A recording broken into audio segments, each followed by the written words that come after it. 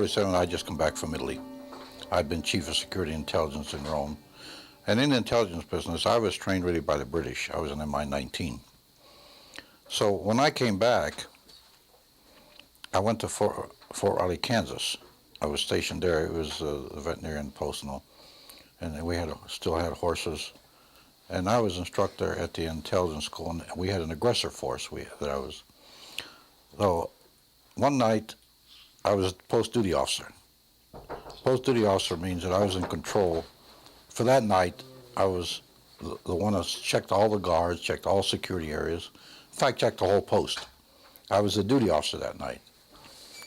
And I went to the veterinarian section, and a sergeant I knew very well was sergeant of the guard that night. I told him, Sarge, how's everything around here? And he said, fine, sir. I told him, they told me to be careful to watch this area because you have a sense of something sensitive here. He said, you want to see it, sir? I told him, yes, let's go look. And I knew this sergeant, he was a master sergeant. I went back, and there was 5 crates there, like 5 or 6, I think it was 5. I lifted one up, and here's this body there and floating in fluid. And I looked at it about 10, 15 seconds, not much more than that. So I put it back down and I said, Sarge, come on, get out of here now. I don't want to get you in trouble. Because I'm the duty officer, I can go around, walk around here. But you might get in trouble for coming back. Just come on, let's go. Come out with me. So we went out, and I told him, where did it come from, Sarge? He said, well, 5 trucks are coming through here from an airfield in New Mexico, and they're heading for Wright-Patterson Air Force. Now, in those days, there weren't all these big roads now. In those days, Route 40 was about the only cross-country route, and the route that they took was Route 40, going through Fort Riley, Kansas, and then up to Wright-Patterson Air Force. And I said, well, stay away from her, Sergeant. I don't want you to get in any trouble. I told him I can walk around and see it. So, and I started to figure, what was that? First, I thought it was a child, because it was small. Then I looked at this head and all, right away, and this was only happened in a matter of seconds. Then I put the end back down, and the head was different, the arms were spindly, the body, it was gray.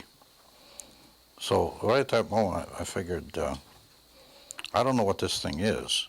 So like in the intelligence business, I just better put it in the back of my head here and wait till maybe in the future I get corroboration so I can evaluate what it is. So I promptly forgot about it. 10 years later, I was down there, commanded the range in New Mexico, in White Sands, the Army missile firing range, in northern, right near Trinity site, my headquarters was. So my own radar started picking up items going 3,000 to 4,000 miles an hour in this area. I had pencil beam radars which locked on the target. And the boys told me about 3,000 or 4,000 miles an hour, quick acceleration, they break the lock. And that was one of the best radars we had during the time. So every time that would happen, once I notified our headquarters, they said, oh, forget it, we're not interested. So I figured I won't tell them anything anymore. So every time that would happen, I'd tell the boys, bring me the tapes. Because all my computers and my firing had a tape which gave the whole firing sequence, and then we could check it after if anything went wrong, see? So I'd tell them, deliver the tapes to me personally, and I'd look them over, and yet what they told me was true. Then I left and went to Germany, and I started picking up the same things in Germany, 3,000 to 4,000 miles over flying Germany. Again, the pencil beam radar would lock on, and all the ones that would lock would break. Just before that, I was 4 years at the White House, and I kept getting reports there. But they were just reports. I mean, and they weren't actually cast in any sense that you put them in a file and keep them all together. They just were sporadic reports that came through. Of course, I had all the clearances, so I'd get them, even code reports I used to get and all. And I did get one time a report that NSA was getting signals from space, which were not just space noise or or unscrambled or something you couldn't read. They were really very perfect and looked like something was guiding them. There was a real message, but we were never able to decode it. This was a very coordinated message. It wasn't space noise or jam or jumble mumble or anything like that, or just noise coming. It was a pattern. So the evaluation made it might come from outer space, some beings, and I got that report when I was at the White House, because I had the NSA clearances and all. And when I came back, General Trudeau pulled me in. He had reorganized research and development from a secondary mission logistics to a very compact, good unit, about 3,000 officers. It wasn't too compact. And then I went. He made first when I reported in, I was a special assistant. Then he created the Foreign Technology Division about a week later and put me in charge of it. There I started getting the topsy reports. I started getting other crash reports, the artifacts I got. And by that time I established, and I visited the site here. But when I came to research and development, which was 14 years later, by the way, I inherited all these artifacts, and I inherited the reports, the topsy reports from Walter Reed Hospital. Now, Walter Reed, there was a laboratory there, which was our laboratory, and we financed. That's who did the topsies for us. But we didn't leave any copies to them. All copies had to come back to us, because after all, it was our lab. We financed it all. So there I started getting indication, proof that a crash really happened here. Of course, then I kept it quiet for 35 years. I had an oath with the general, and I didn't reveal the names of people. Even he criticized me. He said, 35 years you kept a secret, didn't even tell your family. I thought, why should I tell anybody? No, the general told me, he said, Phil, let's keep it secret. When I die, though, I relieve you of my oath. 3 years ago, the general died. And I started putting all this on paper. My grandchildren, he said, what'd you do during the war? I said, I better leave them a legacy. Really, I had no intention of ever writing a book, being in the military like that. But finally it evolved and gradually moved up. I started to write, and then evolved into this finally. So that's the background, my background, and as I say, I had the evidence that a crash did happen here. And where did it happen? The site that I went to the other day was CNN. Because that's the one, I've been to that site now, that's the 5th time I've been there. The one I saw was at one of the air bases. Yeah, I'm not going to say where it was, but it was there. And that was it. I didn't go in it. And I say that I had a lot of information on what was inside. There was nothing I could gain by going inside and looking at it. I had the drawings, how it looked inside. I had what was in there. And really, to go in, it'd have been curiosity. And in those days, I didn't have the time for your curiosity. Wooler Smith is really the man that first put in my mind when nuclear binding coming apart on things. And he was a magnetic, really, he was a genius, and the Canadian government really treated him bad. And then I was supposed to go to his laboratory visiting, because the general told me the general told him, Smith, he said, Colonel, I have a lot to talk about. I'll let the colonel come up and visit you at your lab on Maybury on Lake Ontario. Well, I put it off. In 1962, I decided to go up. I called up, and they told me Mr. Smith died of cancer, and I never really got to go to his laboratory. But he gave us a piece of metal that he took from a flying saucer. You exchanged, didn't you? We exchanged, and he brought ours back later. I was going to ask you one last thing. If you only had a moment to speak in open congressional hearings to discuss what happened 50 years ago, what would you say? I say it happened, and I'd add on to that. Give us information to the young people of the world in this country. They want to hear it. They want it. Give it to them. Don't hide it and tell lies and make stories. They're not stupid. They're not young men that'll panic. In fact, my own nephew was research director of Daco Corporation. He tells me, he says, Uncle Phil, once they tell us the truth, we're not going to panic and pull our hair out. And one good example of this, which I always tell, to prove this point, that the young people will want it and they're not going to panic, they want to hear this. And that's one of the reasons I wrote this. Even my own grandchildren now will see it. And I always prove it this way. I commanded a battalion of 1,500 men, combat battalion. Average age of my soldiers was 19 and a half years old. I told my exec one day, my God, Maine, we're sending babies into battle. And these kids, they fought the greatest armies in the world. They didn't run. They didn't panic. They stood there and fought. And why do you think they'll panic? They wanted this information. They deserve it. It's their information. It doesn't belong to the Army or the Department of Defense. It's theirs. If it's classified, take the classification off and give it to them. Who's covering it up now? I mean, is there any one organization? Look, I always say this. Now, here's what I say. The government is so big and so vast that if you leave it alone, it'll cover itself up. When I testified in front of missing prisoners of war in front of Congress, the Senate, and later, not too long ago, in front of the House. And they asked me a question like this, and I told them, look, you know, it amazes me when a Scowcroft, a General Scowcroft, and a Kissinger can come up here in front of you, gentlemen, and say there's no information there. I sent it myself from Tokyo over teleconference over a 2-year period. How can I say that? And all the families were sitting there, and they wanted to hear this, see. Later on, we searched for it, we found it. It had fallen through the cracks. The politicians didn't care. They want their own little bailiwick, their own little ego, and do their own little job and get in the newspapers. If a prisoner of war missing from families, they don't care. And I brought this out when I testified. And the cover-up happens like that sometimes with nobody doing anything. It'll cover itself up and fall through the cracks, as I put it. And we never trusted CIA because in my day, Stalin gave orders to get to this information that came out of Roswell to some of his top scientists and agents. That order went out. And we knew that in the special intelligence that I was in the Pentagon, which was very closely held. KGB trying to penetrate that, but they never did. And we knew that Stalin, they send agents out all over this area here to try to get information on Roswell. And yet we stood back like fools and said it didn't exist. It was a weather balloon. They didn't think it was a weather balloon. Countries in Europe are taking this very serious. They're not like us here. They're not going to put out stories that there were dummies came out of the air or people with big heads. Those people are a little more serious about this than we are. But around here, I'm even surprised to see the reaction from these people. Because somebody like me has never been out like this, and after being in the military, you don't go out and give interviews and write books and things like that. Because when we gave the information out, we gave it out and insisted they take the patents.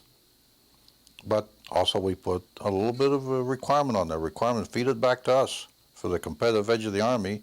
Take the patents, make all the money you want, but give it to the American people and give it to the world. The Japanese, they interviewed me, and I told them when we put the integrated circuit out, we also gave it to you. I've testified in front of 6 congressional committees. If they want me to, providing it's serious, and they're not going to put it in the archives and just put it away. And when I went to Robert Kennedy, this is a provision I put on, I would testify if I went 4 years to the White House, that something is done with it, not just Congress sitting up there for publicity purpose. I'll go any time they want to. There's no hitch on me. And I'll tell them anything they want, providing they're serious. I won't go up there to help a senator or congressman get elected. Look, there's a lot of stupidity involved, let's face it. Maybe mine was a little stupidity. I kept it quiet so long, but I had an oath with the general that I wasn't going to talk till he died 3 years ago.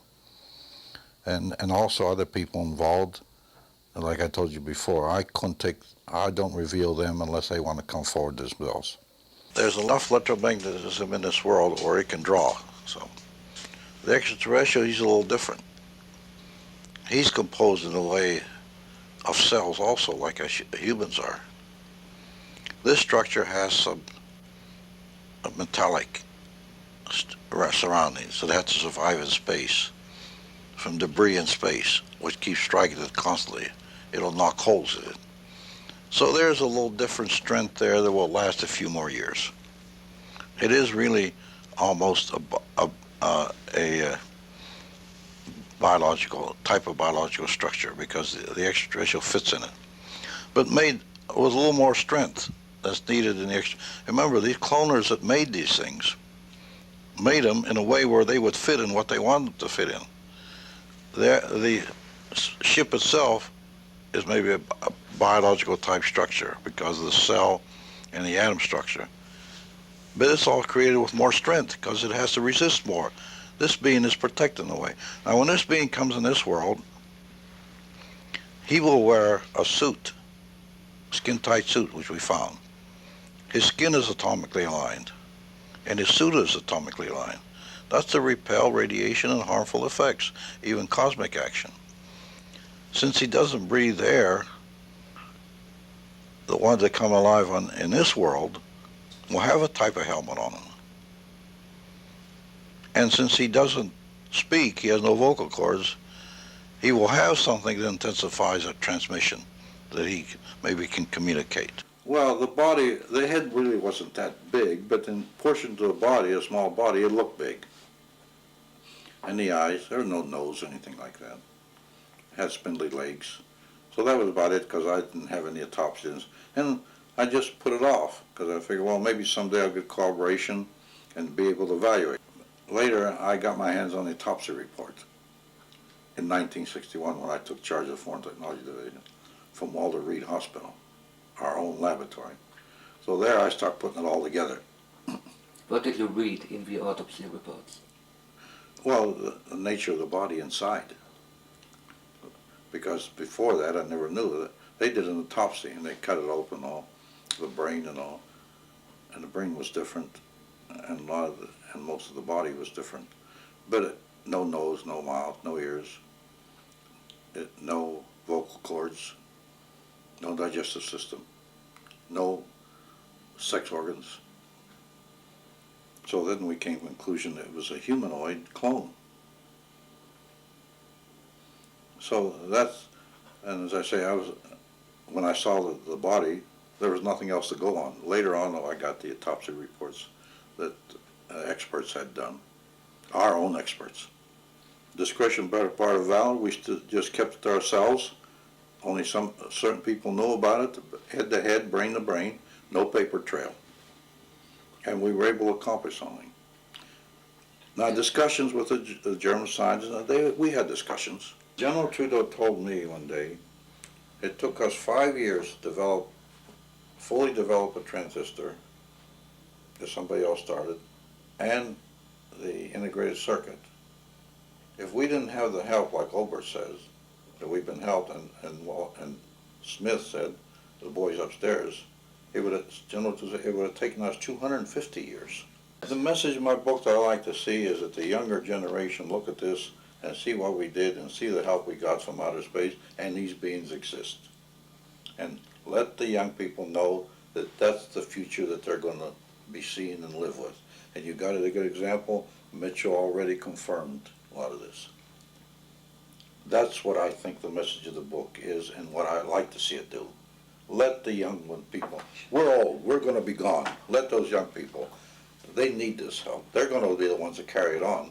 It's been right. Only through our stupidity, we didn't do it right. Now it's coming out. And look how it's snowballing. The general public is not stupid or dumb. They can recognize a lie or the truth. Give them the truth. I'm trying to tell the younger people, this is it. Not people like me. I'm 82 years old. What's it going to make to me?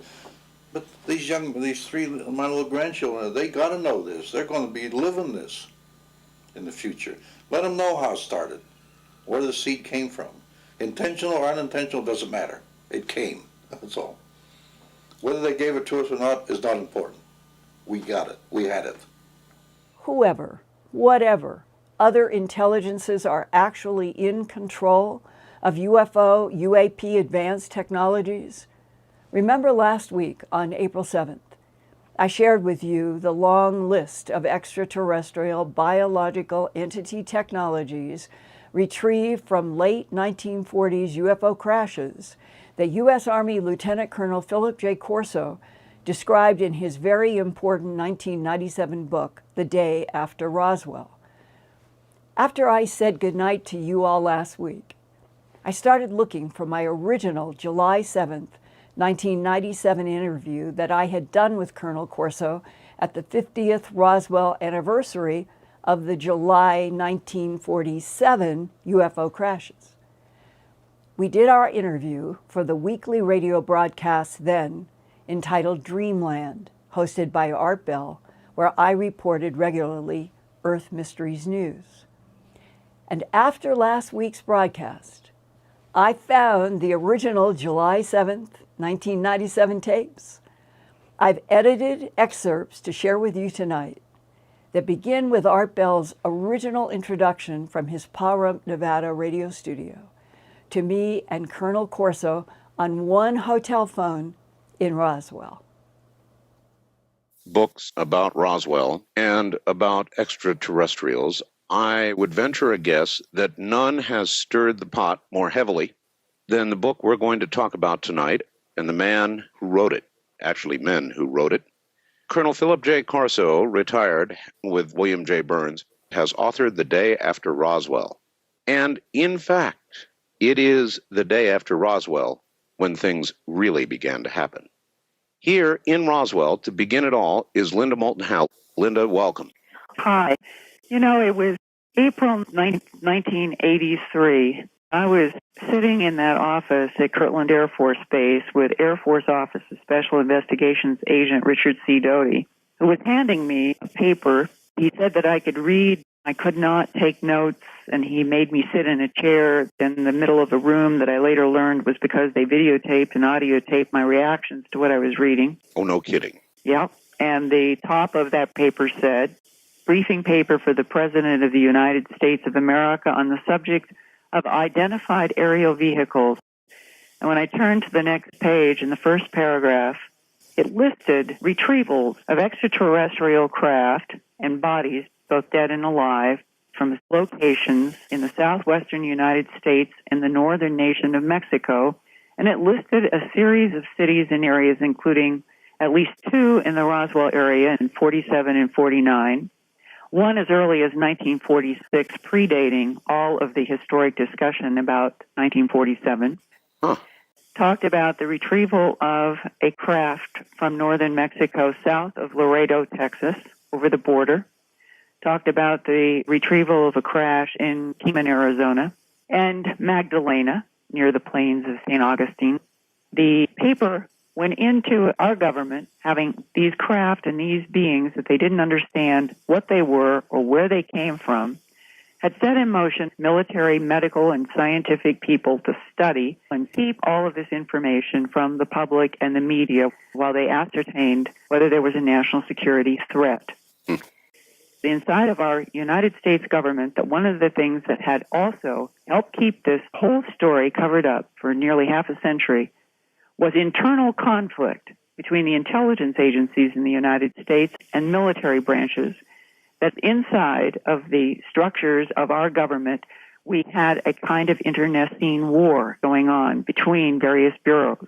Well, that's not hard to imagine because the military wars between the various branches of its own. That's right. And in 1947, for the very first time, the United States separated Army, Air Force into 2 separate branches, which added to the confusion in 1947.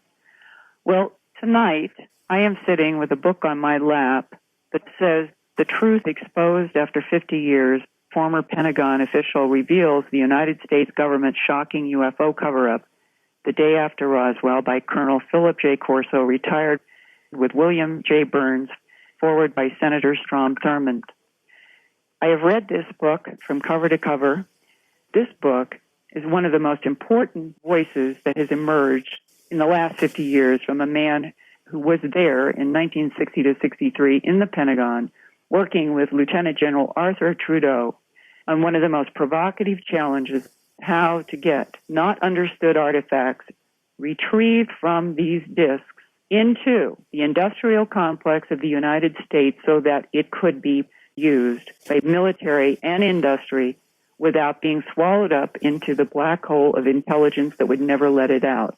And now I'm going to introduce Colonel Philip J. Corso, retired, the man with a remarkable first-hand experience with this information. And we are working in Roswell where we have one phone. And I'm going to have Colonel Corso talk to us about his first-hand experience at Fort Riley, Kansas, back in 1947 when he himself saw what is called an extraterrestrial biological entity. This is Colonel Corso. Colonel, welcome to the program. Yes, thank you. You saw an extraterrestrial at Fort Riley, Kansas? Yes. I came back from Italy, and then I asked for assignment, and they gave me an assignment in Fort Riley. It was garrison duty. One particular night, I was the post duty officer. That night, I was in charge of almost all security, the guards, and the post, all night long. I wore a sidearm, and I wore sign on my arm identifying me as a post duty officer. And one of my primary duties was to inspect the guard to make sure they were all on duty in the right places and doing their job. I was told there was a sent to their area in one of the veterinarian areas. So about 3 in the morning, I was doing my rounds of the guards, and I stopped in this particular guard.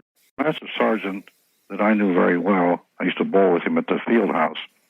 And I told him, Sergeant, everything quiet? He said, yes, sir. He said, you want to see something, Colonel? So I walked in the back room with him, and I lifted the end of the tarp up.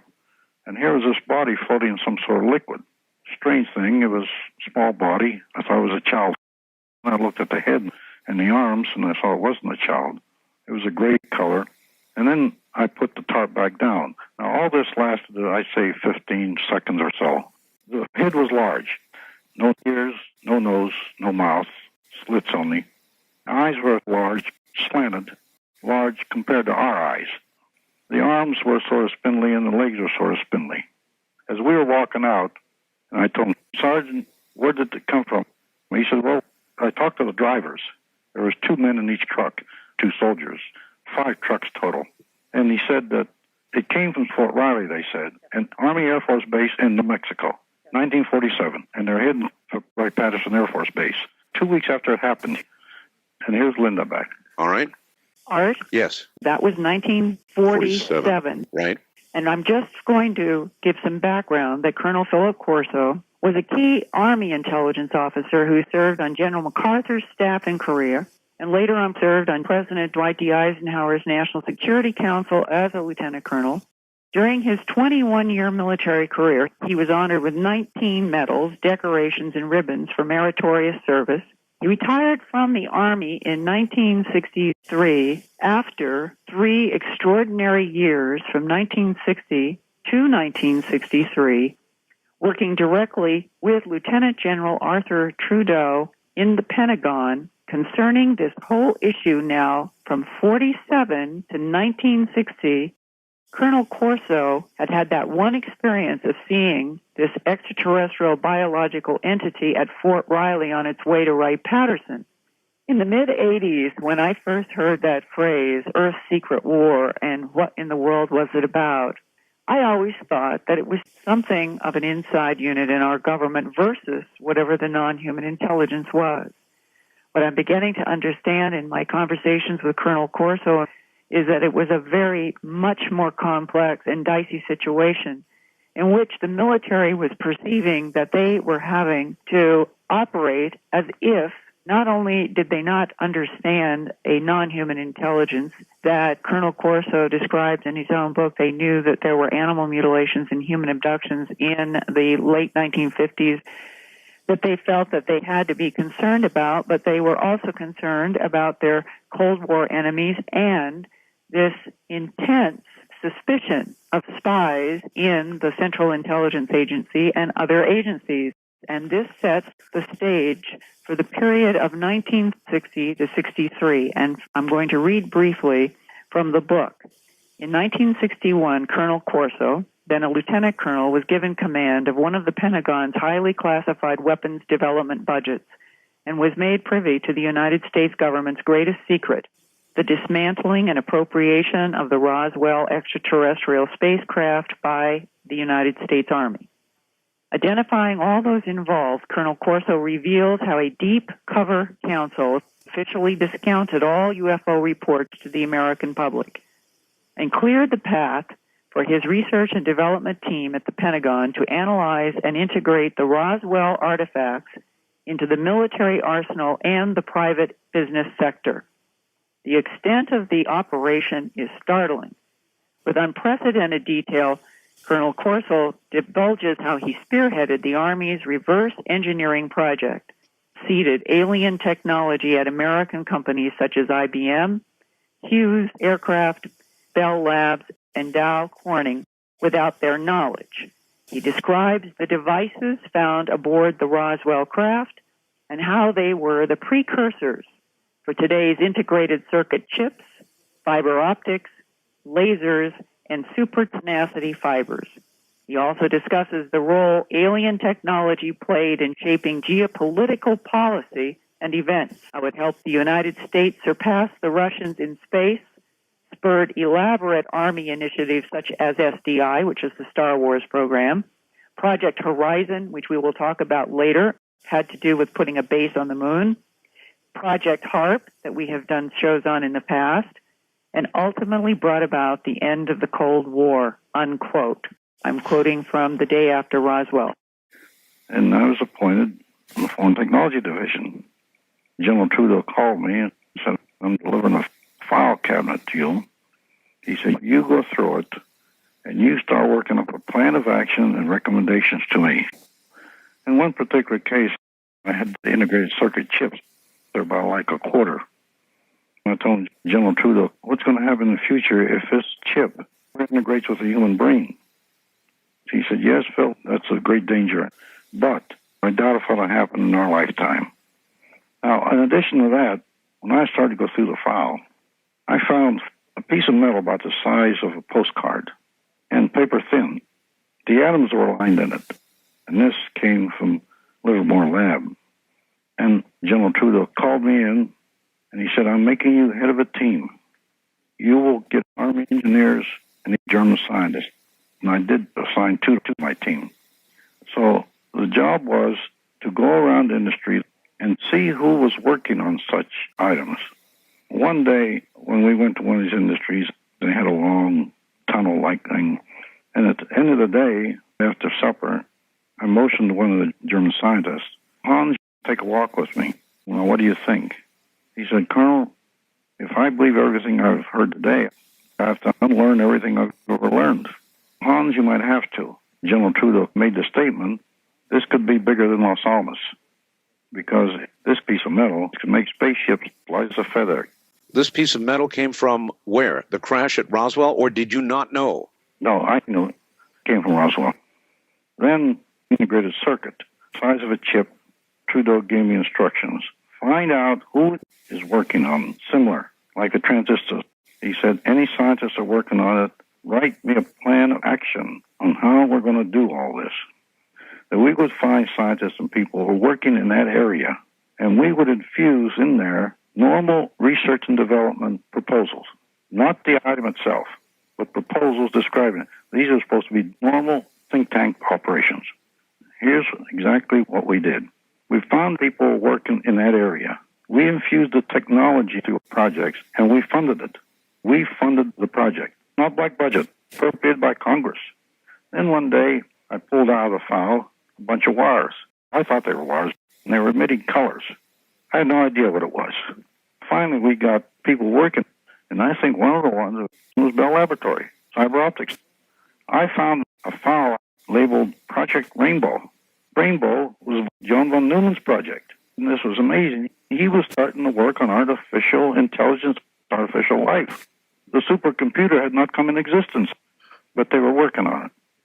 General Trudeau told me one day, getting back to the integrated circuit, he said, the transistor, the way it is today, and the integrated circuit took us 5 years to develop. It should have taken 250 years. Those were his exact words to me. What General Arthur Trudeau is saying to Colonel Corso is that the UFO transistors and integrated circuits retrieved from New Mexico crashes in the late 1940s enabled Earth scientists to back engineer for military application and eventually commercial application in only 5 years. And that happened because the intelligences behind the technologies were off-planet and at least 250 years beyond human minds. There was also supposed to be a meeting on March 6 to 8, 1981, between newly inaugurated President Ronald Reagan and debriefers from the CIA, NSA, DIA, and other intelligence agencies. The analysts told President Reagan there are friendly and hostile extraterrestrial civilizations within a few light years of Earth. The hostiles are supposed to be insect beings on the third planet that orbits the star Epsilon Eridani, only 10.5 light years from Earth, that is orange colored in the lower left of this illustration. That star is very similar to our own sun. That is depicted as a yellow circle at the center of this star map, our sun. Epsilon Eridani is depicted orange because it's a little cooler than our sun, but quite similar. The intelligence briefers told President Reagan that scientists learned Epsilon Eridani craft used matter and antimatter propulsion, and that those insect beings referred to as tronoloids are at least 1,000 years more advanced than we are. 1,000 years. Some of the metals and materials collected from one of their downed craft are not even known to Earth scientists. Surrounding all of this is the question that UFO investigator and author John Keel asked in his brilliant 1975 book, The Eighth Tower. Is there one single intelligent force behind all UFO phenomena? And I, Linda, asked today, is it the same intelligent force described in ancient texts as the thought that dwells in the light? Confusion about beings of light versus dark, shadowy entities. That has puzzled me since September of 1979, when I began my first investigations of bloodless, trackless animal mutilations in Colorado and the surrounding region that led to a broadcast of my 90-minute TV special, A Strange Harvest, on Denver's CBS station in May of 1980.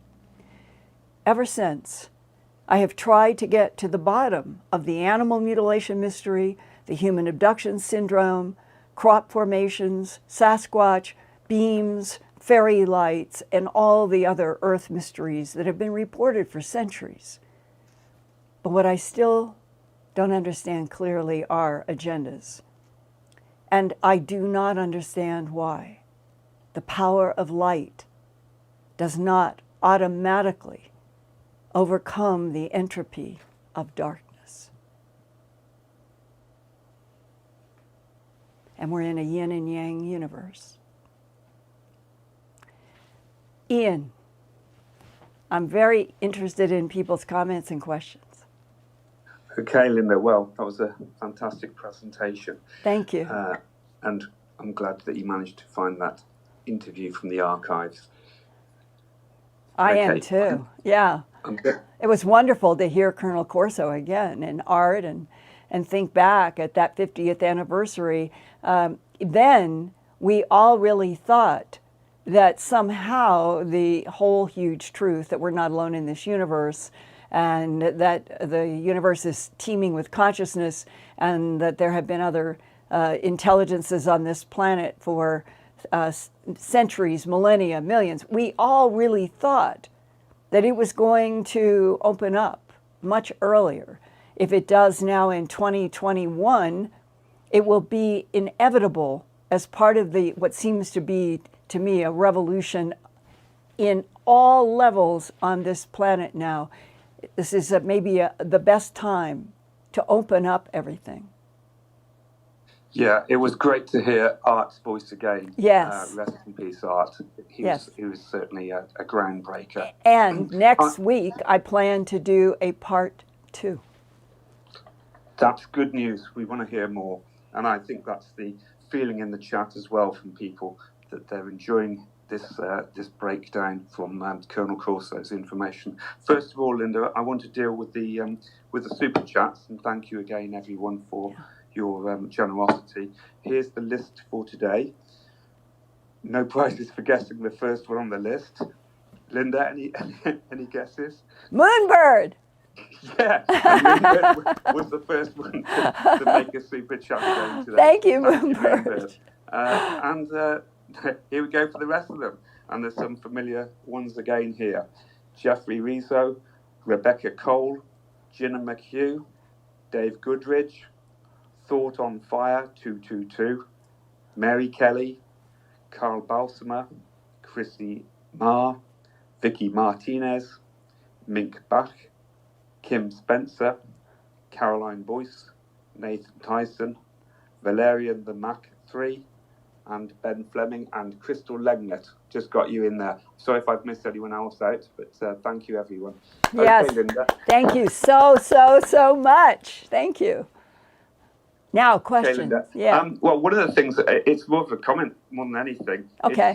It's can you just allude more on the initial contact where I think it was President Eisenhower actually introduced Colonel Corso to General Trudeau, and I think it was because Trudeau was in a certain position that he was able to be trusted.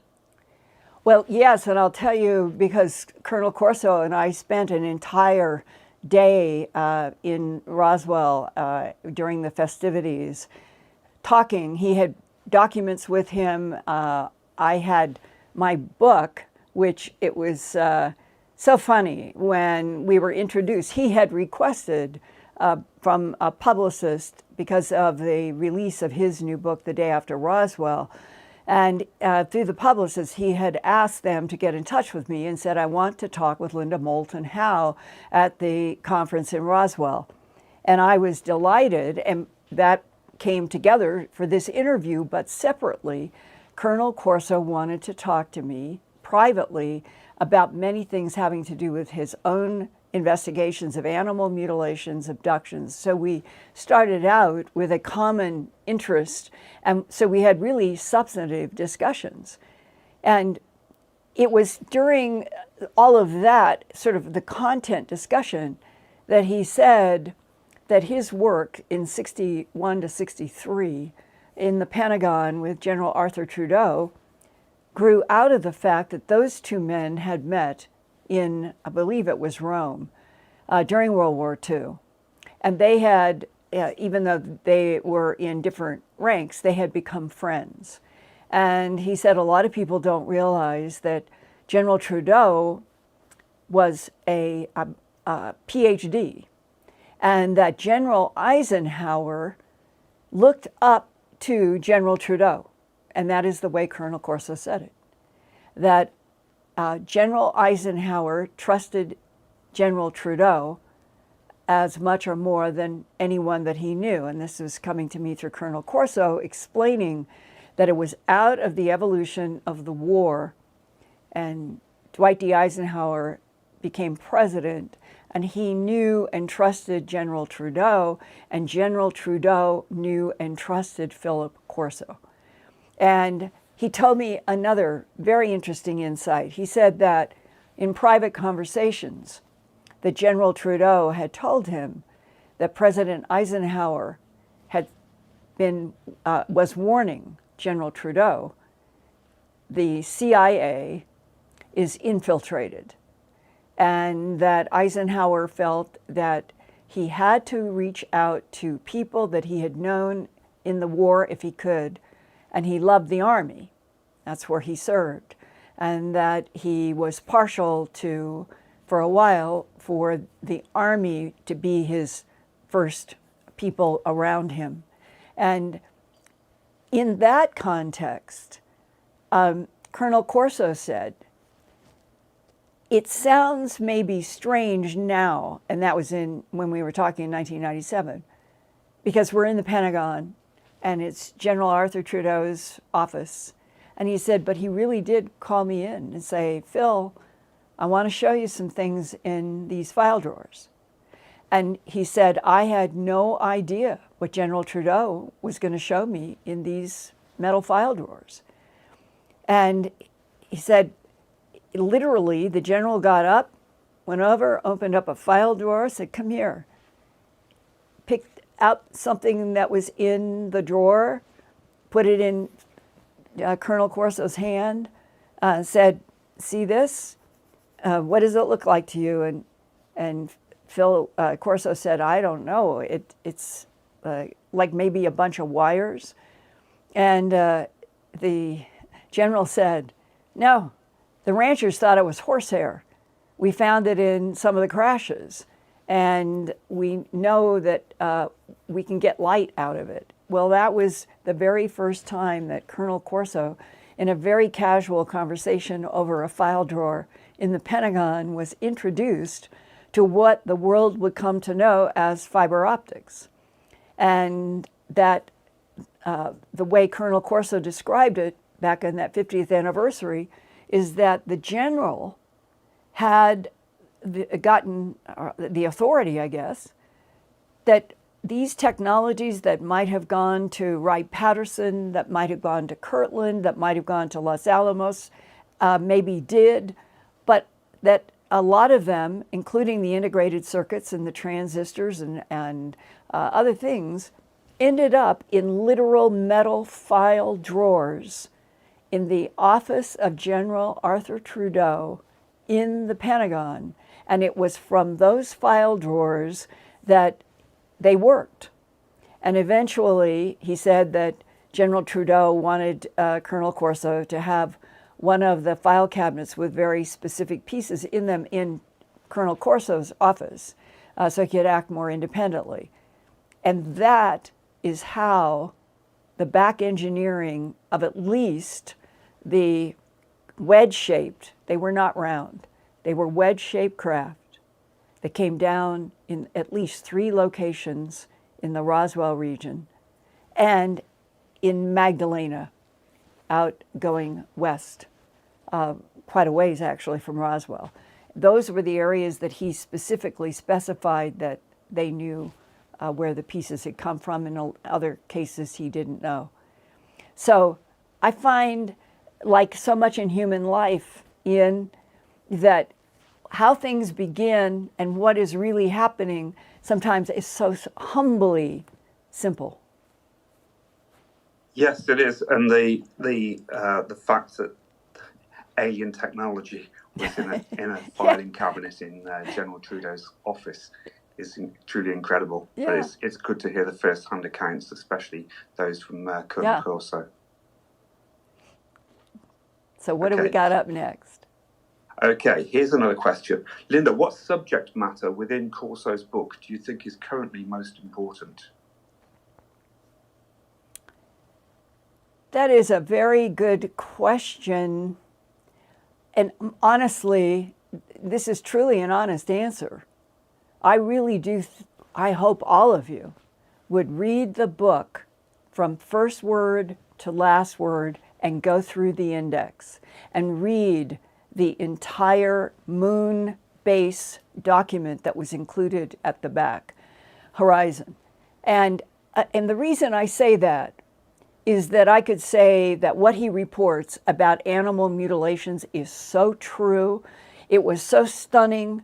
And when the book first came out, a lot of people, when he was on NBC and he mentioned that our government knew that the advanced intelligences in the craft could travel in different times, in different dimensions, that they were concluding this, and the transdimensionals could include water and air and maybe the dimension next door.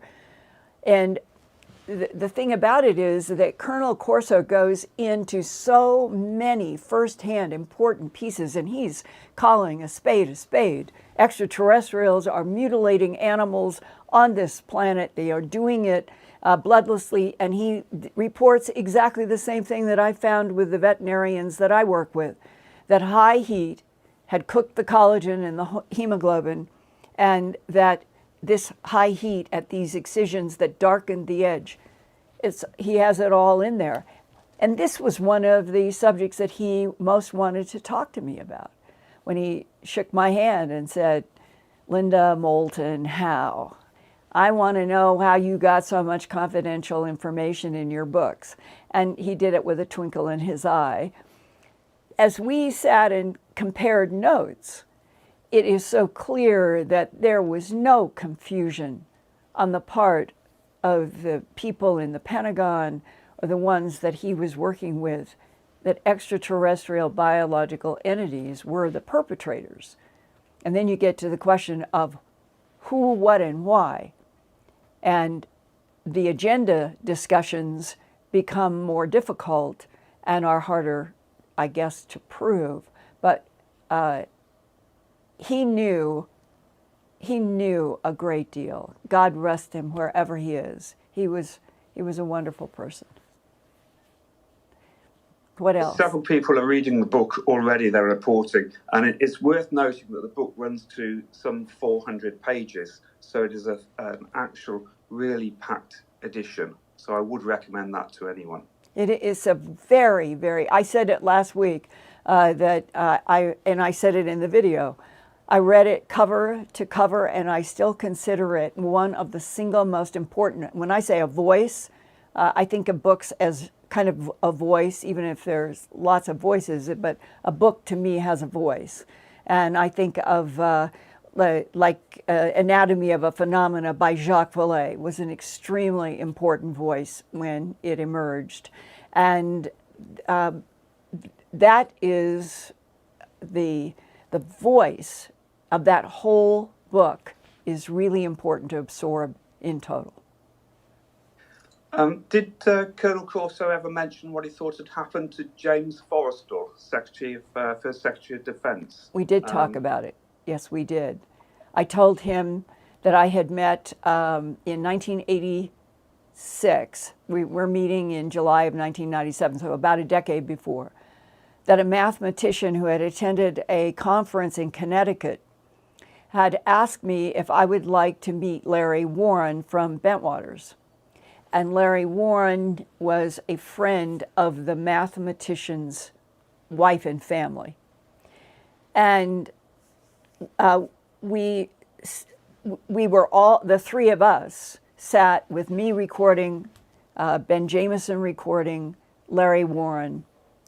And after Larry Warren went off on whatever work he was doing, and Ben Jameson and I went to have dinner.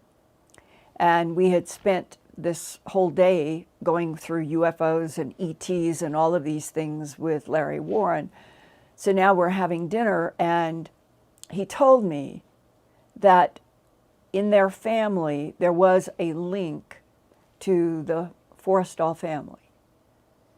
And without focusing on any detailed persons, I just want to say that that night, he told me that this first Secretary of State in the United States, James Forrestal, who was hospitalized, had told in a whisper to a couple of the blood family members that some kind of entity was coming into his Bethesda hospital room and communicating, but not through sound. Today, that is a common description for people in the human abduction syndrome. The mathematician said that's when the family thought that something was very, very wrong. And the mathematician raised the question, they may have talked on the phone with each other, and that the whole family, all the phones may have been tapped, and that sort of discussion, which would have stayed in the family, may have set off some sort of an alarm bell by people in a government that were desperate to contain what they were beginning to realize was advanced intelligences with advanced craft. Were they from outer space, literally, or were they all based on this planet? And nobody clamped down. Nobody was going to talk about entities and abductions and rooms and on and on. Now, I share that because it's so many, many, many years later. And it made me stop and think that what we're dealing with a phenomena that can move timelines, move dimensions, can walk, as they say, walk through a door from one end of the universe to another. They're that advanced. That what would they have been wanting to communicate to the person who was in charge of defense in a new office in the United States coming out of World War II. So the whole big story of whatever happened in and around James Forrestal, why he ended up in Bethesda, and what happened to him going out the windows, other people have reported. I don't know any proof of this, but I have been told that some people have reported that there were examinations of the windows in the Bethesda hospital, and that the pressure point of the hands was that force, like somebody held up hands to the window and then did something to break the window and make him fall. At least that has been talked about too. And everybody, of course, doesn't want to think that the Secretary of Defense, the first one, would have been murdered to keep, quote unquote, the UFO ET phenomena from reaching the public and the media through that first Secretary of Defense, who none of us know what was happening to him. Why did he really end up in that hospital, and what really did happen? So it is, I think it's always going to be one of those tragic mysteries of history. So, all right, Ian, another one. Okay. Well, another comment is someone in the chat was just saying that their father worked for the phone company, and when they started using fibre optics, he was absolutely blown away. He said it was beyond anything he ever saw. Yeah. Yes. Oh, and for those of you reading Colonel Corso's book, when you finish the whole thing and you realize how much the insiders in the Pentagon and the Defense Department and CIA, how much they actually knew. And that, remember, Ian, you probably remember this.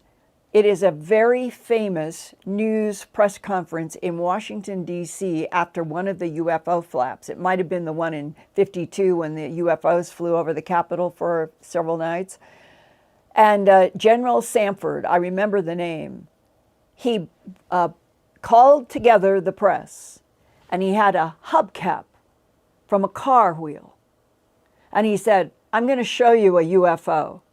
And he threw the car hubcap up, and the cameramen were scrambling to photograph the hubcap that General Sanford was saying, "Here are your UFOs."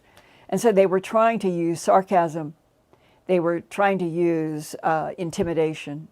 They were trying to use all kinds of psychological intimidation on people to keep the human family from talking about what was clearly a huge presence during World War II and after, and to this day, but clearly it's gone in intense cycles.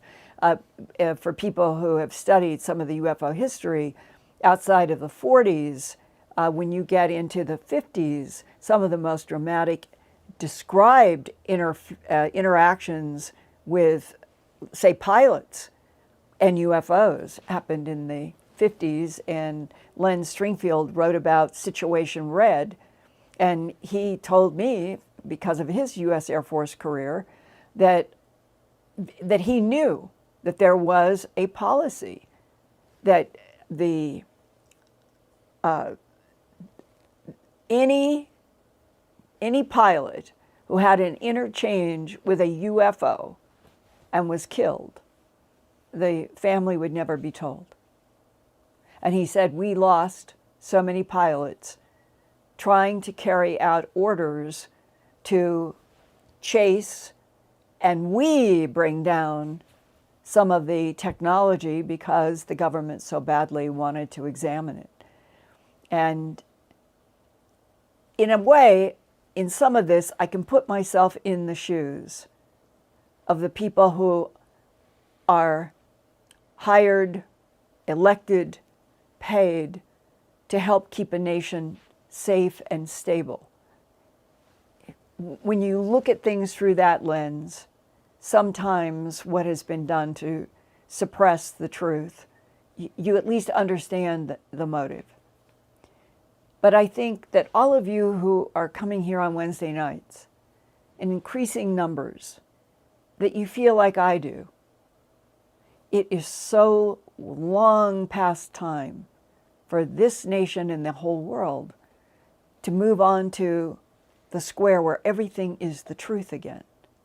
We have a huge reset to do on the truth of our history, our origin, and what is in this universe. It keeps me getting up every morning and trying to understand more every day and report and Earth Files and hear, and I'm glad that so many of you are now coming. Thank you. Ian. Okay, I've got a comment here from a PhD scientist. I'm going to read it out to you. Linda, over the year, been learning about bismuth, magnesium, and ET technology. He shortens it to BIMGZM. It's bismuth, magnesium, zinc. Yes, zinc. How can we discuss the new quantum vacuum theory, which explains point-to-point technology? You inspired this work. Well, thank you. I would so love if I could put a tube from my brain to a really advanced physicist and get a huge download and understand everything. So my journalists and master's degree in communication focused on medicine and science, it allows me to read and do interviews, but it doesn't mean that I fully understand the hard physics and certainly not the equations. But the general sense that I have is that the other intelligences fully understand gravity. They understand how to manipulate gravity. And that in this planet, in the world that we live in, the manipulation of gravity is not something that it's not out in the general world, but it is clear that when you're dealing with UFOs, people in the abduction syndrome, animal mutilations, a whole lot of things where there are beams, and there's so many of these that it might as well be accepted as fact. Otherwise, all of humanity, their ability to report just what they're seeing would be questioned. You assume that all these hundreds and hundreds and hundreds of reports are from the same technology and phenomena, and that is the beam. The beam has been reported since more than 2,000 years ago, 4,000 years ago. A beam that can interact with matter, whether it is stone, whether it is a cow, whether it is a human. And that what those beams do appears to lift animals, lift people, lift stones. And it's been described to me by a physicist as the non-humans that we deal with, that neutralizing gravity and then being able to control it really finely with small technologies that are handheld is one of the keys. And it reminds me very much of a very important case that happened in Colorado when I was still there and working at the CBS station and doing news and television documentaries. There was the director of the University of Wyoming Counseling and Testing Office, Leo Sprinkle. He was wonderful. And Leo Sprinkle worked with me on a strange harvest. He had ranchers and other people who had seen beams come down into pastures, that they had missing time. And that was how Dr. Sprinkle started working with me directly and introducing me to some of the people that he worked with. And one of them, it was known as the Clearview case. It was actually published in a limited for a few people, the Clearview case. And it was between Colorado Springs and the Black Forest area, for those of you who know. And it was a large farm. They raised some cattle and other things. And it's very complex. But Dr. Sprinkle and a man named Walter Durr from the Colorado School of Mines, those two came to this farm, did all kinds of night watches and tests and various things, and wrote up this report. And one of the parts that seems so science fiction, but Dr. Sprinkle is just as honest as the day is long, and it was a report with another scientist.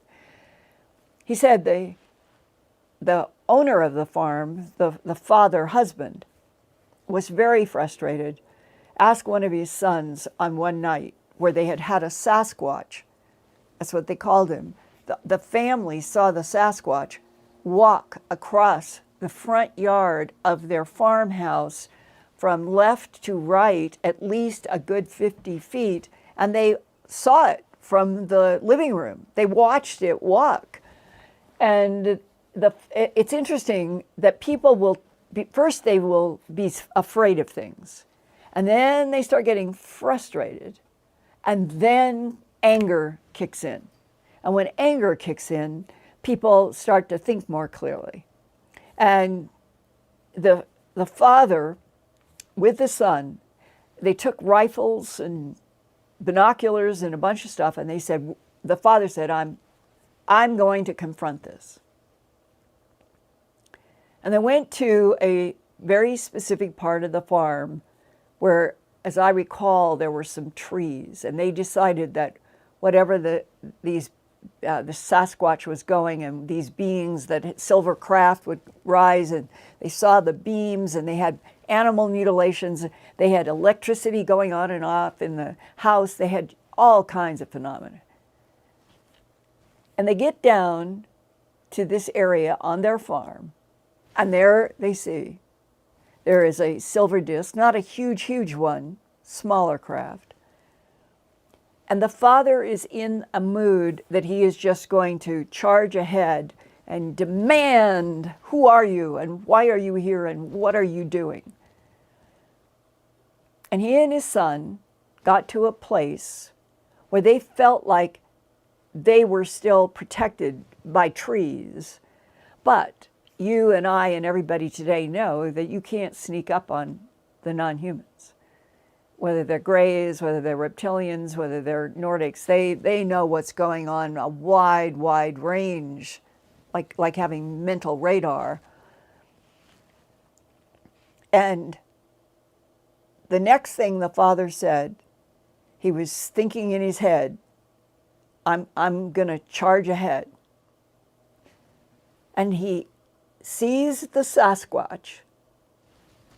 The Sasquatch is moving as if in relationship to a tall blonde. So that was a tall blonde. There was a little being, probably a gray android.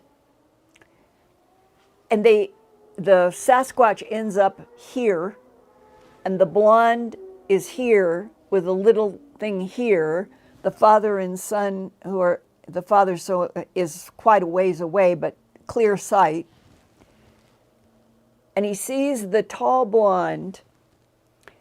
The part I don't remember is, did it just manifest in his hands, or did the blonde reach down and pick it up? That part I don't quite remember, but I know that the father was very surprised that in the tall blonde's hands, suddenly he saw a black box.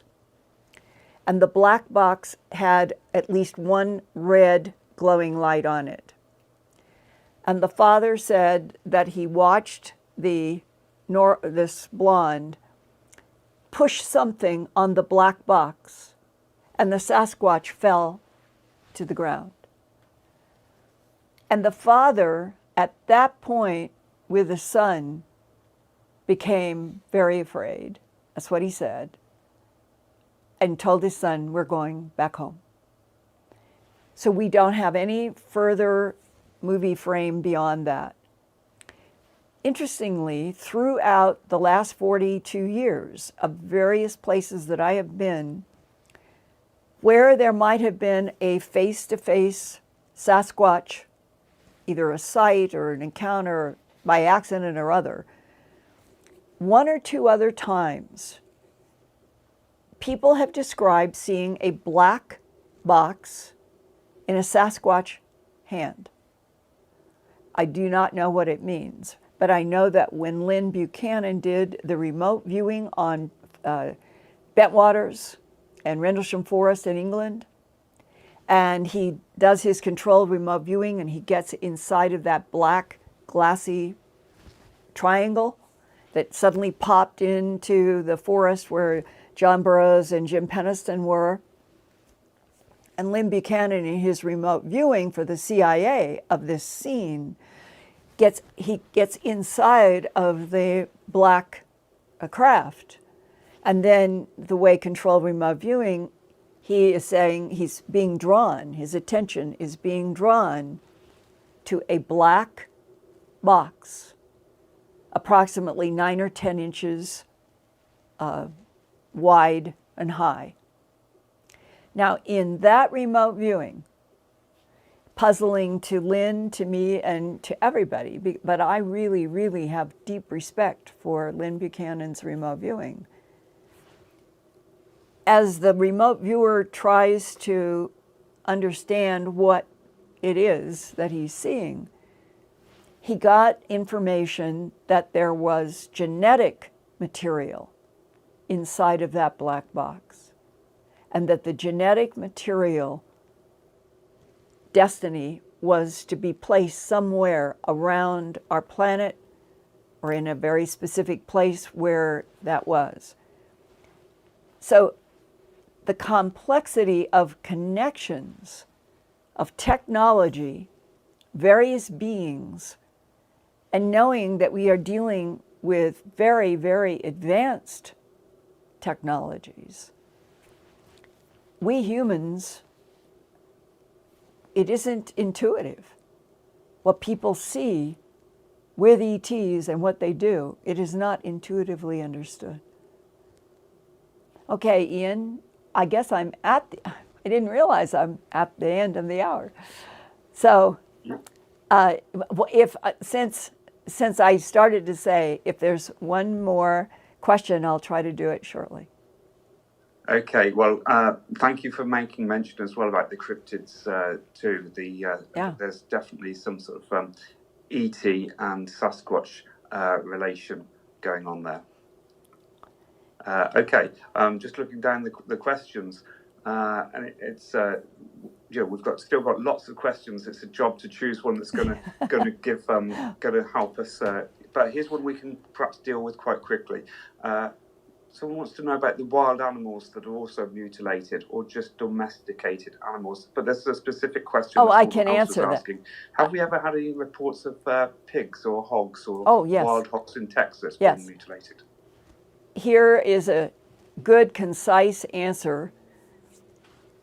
Every domestic animal that you can think of, every domestic animal that is raised on farms, or cats, or dogs, or foxes, even snakes, reindeer, badgers, marmots, whole range. I have seen in the U.S. Department of Forestry in Denver 8 by 10 glossy photographs of deer mutilated, not a drop of blood, the same exact excisions in the classic animals of cattle and horses. A lot of people think it's just cattle and horses. No, it's wild animals. It's every domestic, and that includes pigs and ducks and chickens and horses and goats and sheep and on and on.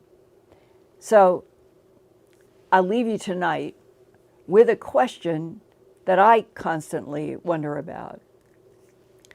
When it's the big animal mutilation question, it's very clear to me that some of it is for sustenance. And all the cases where people have drawn the beings that they were interacting with in juxtaposed with an animal mutilation. The animal's gone up in the beam, the humans are taken up in the beam to see.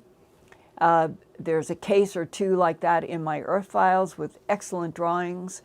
In those cases, the non-humans are always reptilian.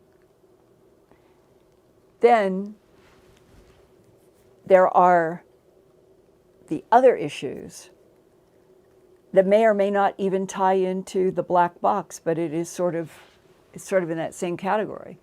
That in mutilations and the taking of ovaries, the taking of sexual organs, the taking of sperm and eggs in a lot of abductions.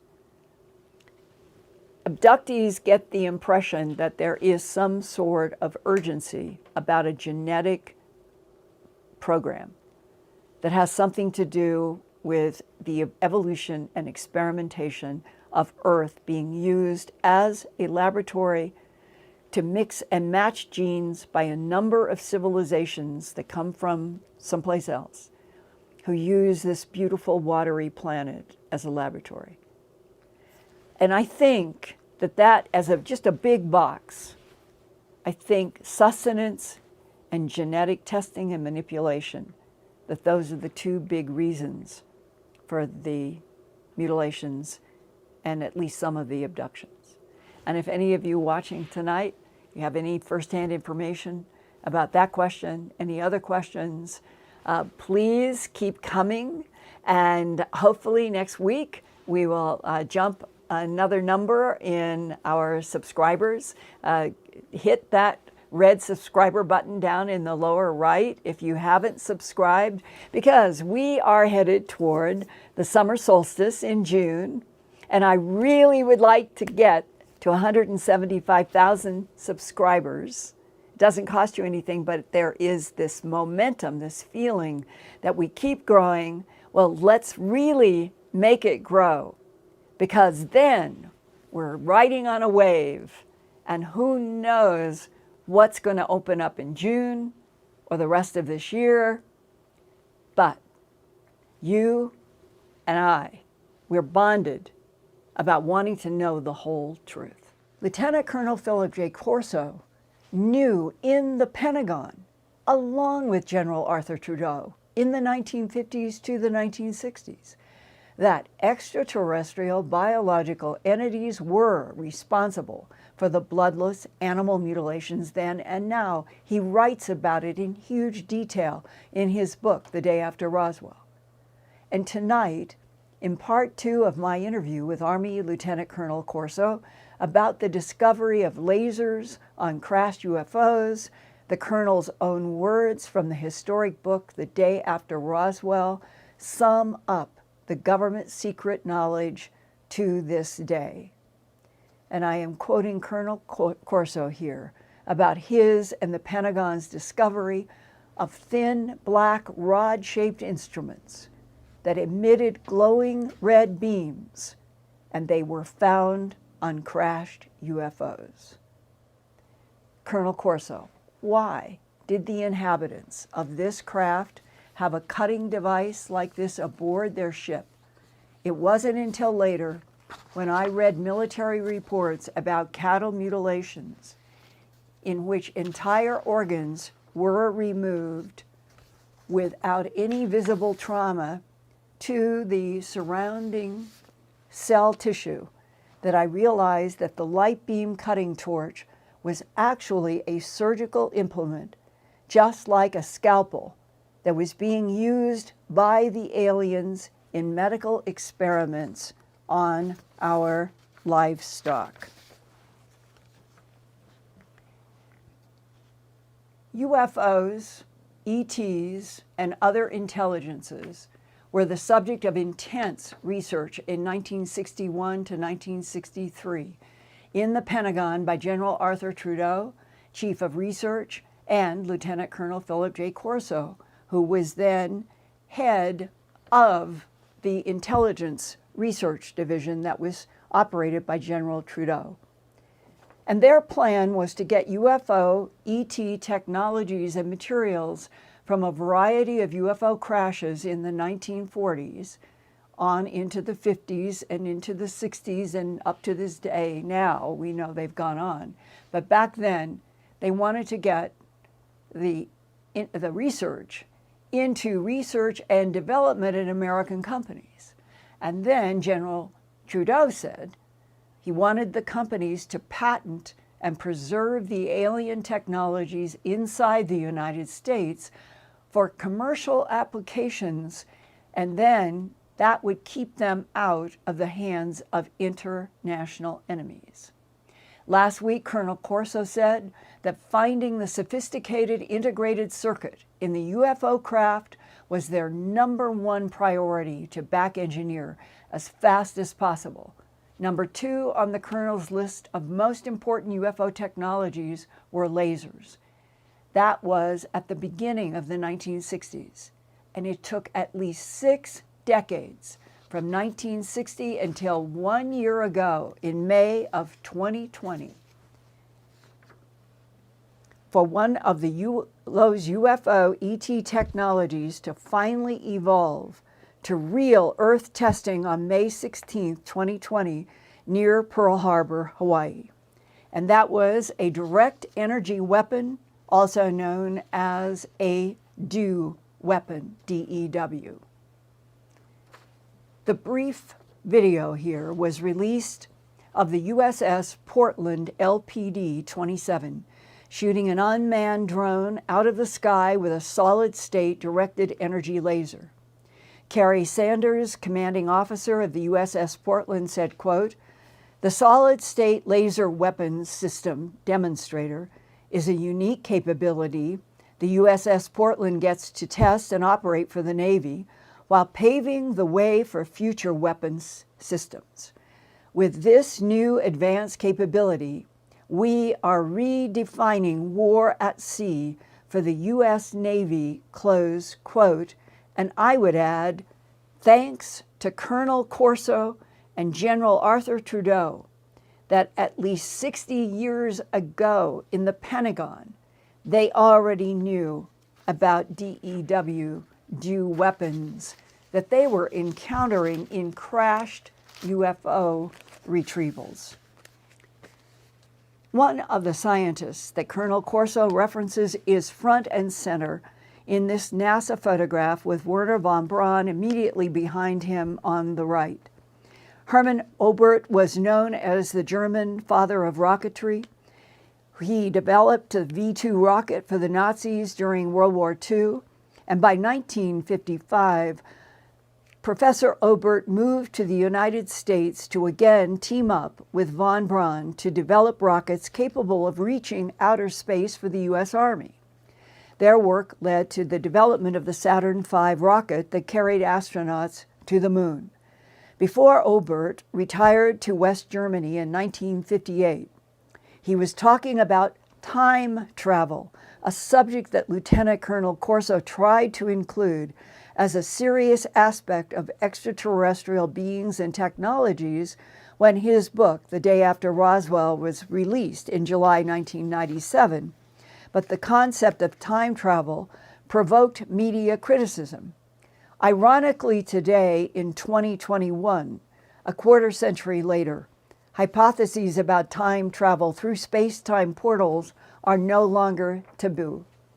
And during our Dreamland interview hosted by Art Bell in Roswell on July 7, 1997, Colonel Corso suggested that one of the extraterrestrial technologies from General Trudeau's file cabinets that were among the first to be back-engineered and applied in the Vietnam War were the black lenses that covered the ET eyes.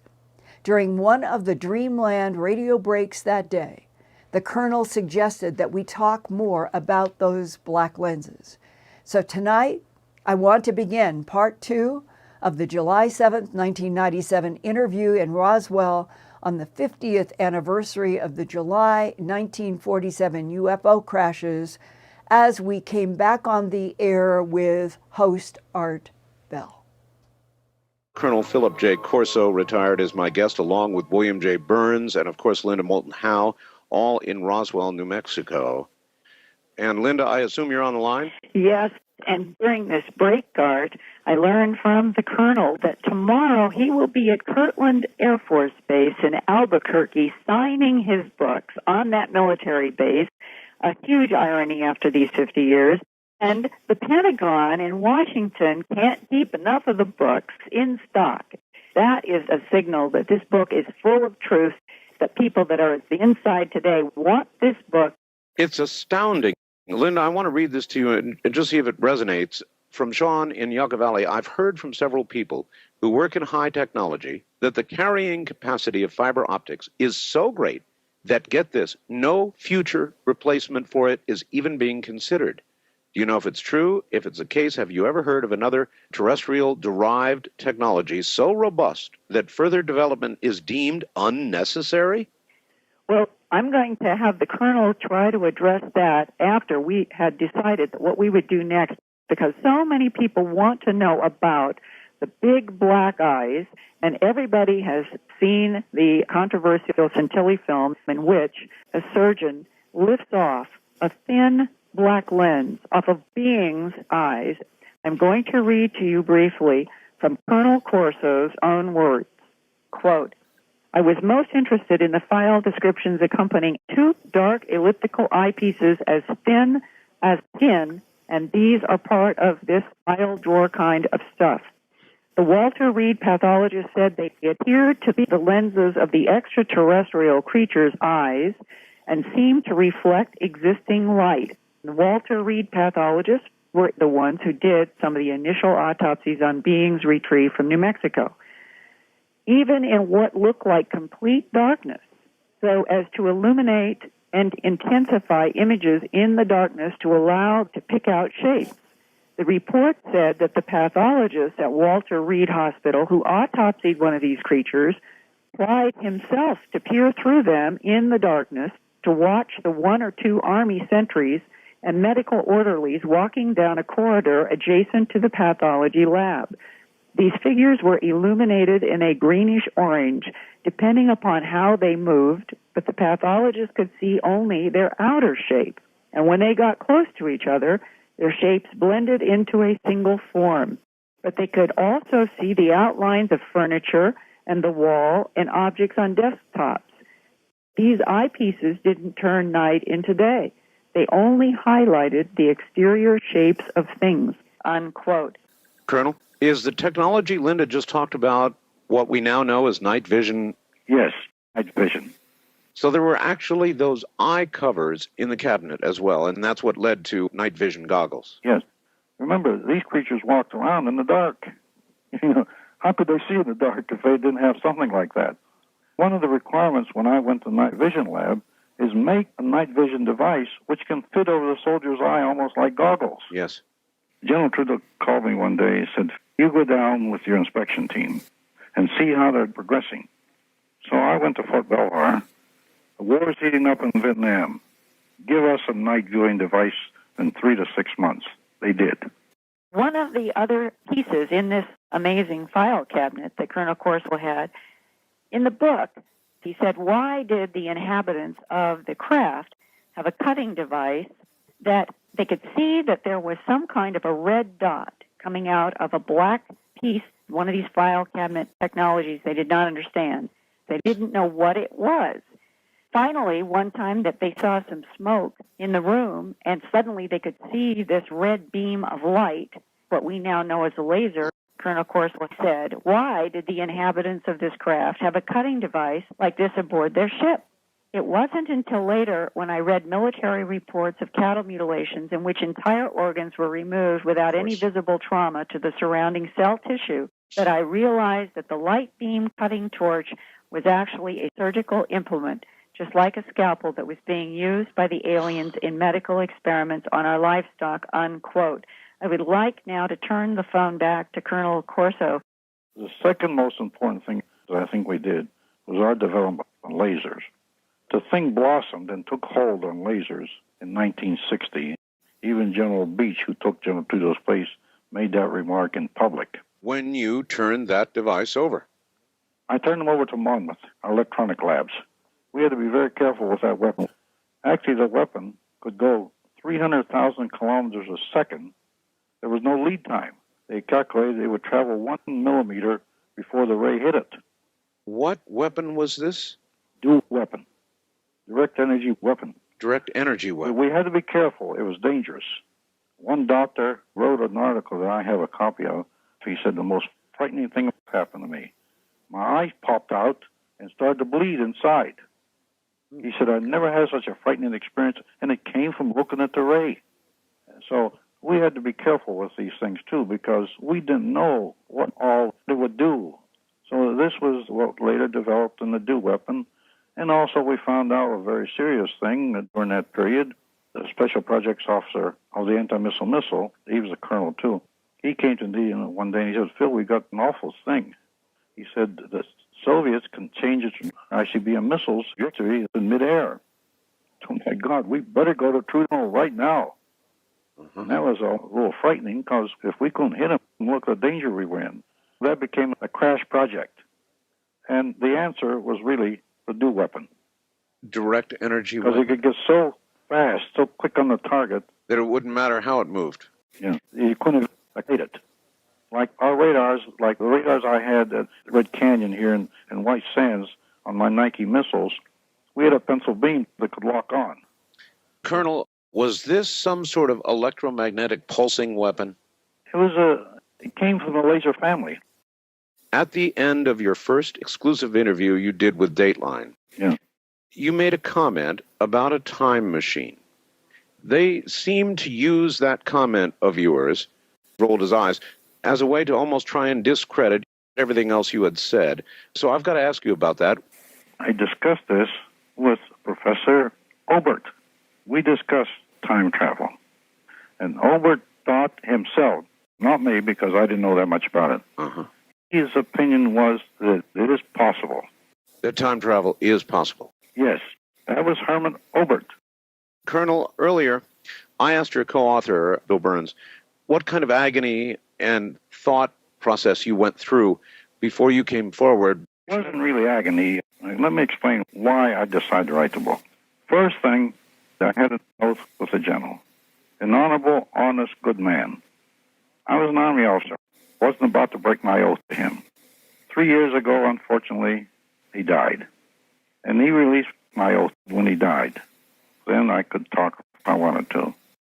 And one day my grandchildren asked, Granddad, what'd you do during the war? I figured I'd better stop putting this on paper and at least leave them a legacy. No one has ever told me not to talk. But this is such incredible information that surely you must have at least considered the impact on society. Yes, some of these things are earth-shaking. And it was the same as almost like combat. You have to live with it. How much of the material, Colonel, that was in those file cabinets was developed into products we use today percentage-wise versus how much we couldn't do anything with? I'd say that we've developed maybe less than 5%. So in other words, somewhere there's still a lot of material that somebody's working very hard on. Exactly. A flying saucer was a capacitor. The extraterrestrial is really the guide system. The extraterrestrial blends with the capacitor. And we came to that conclusion.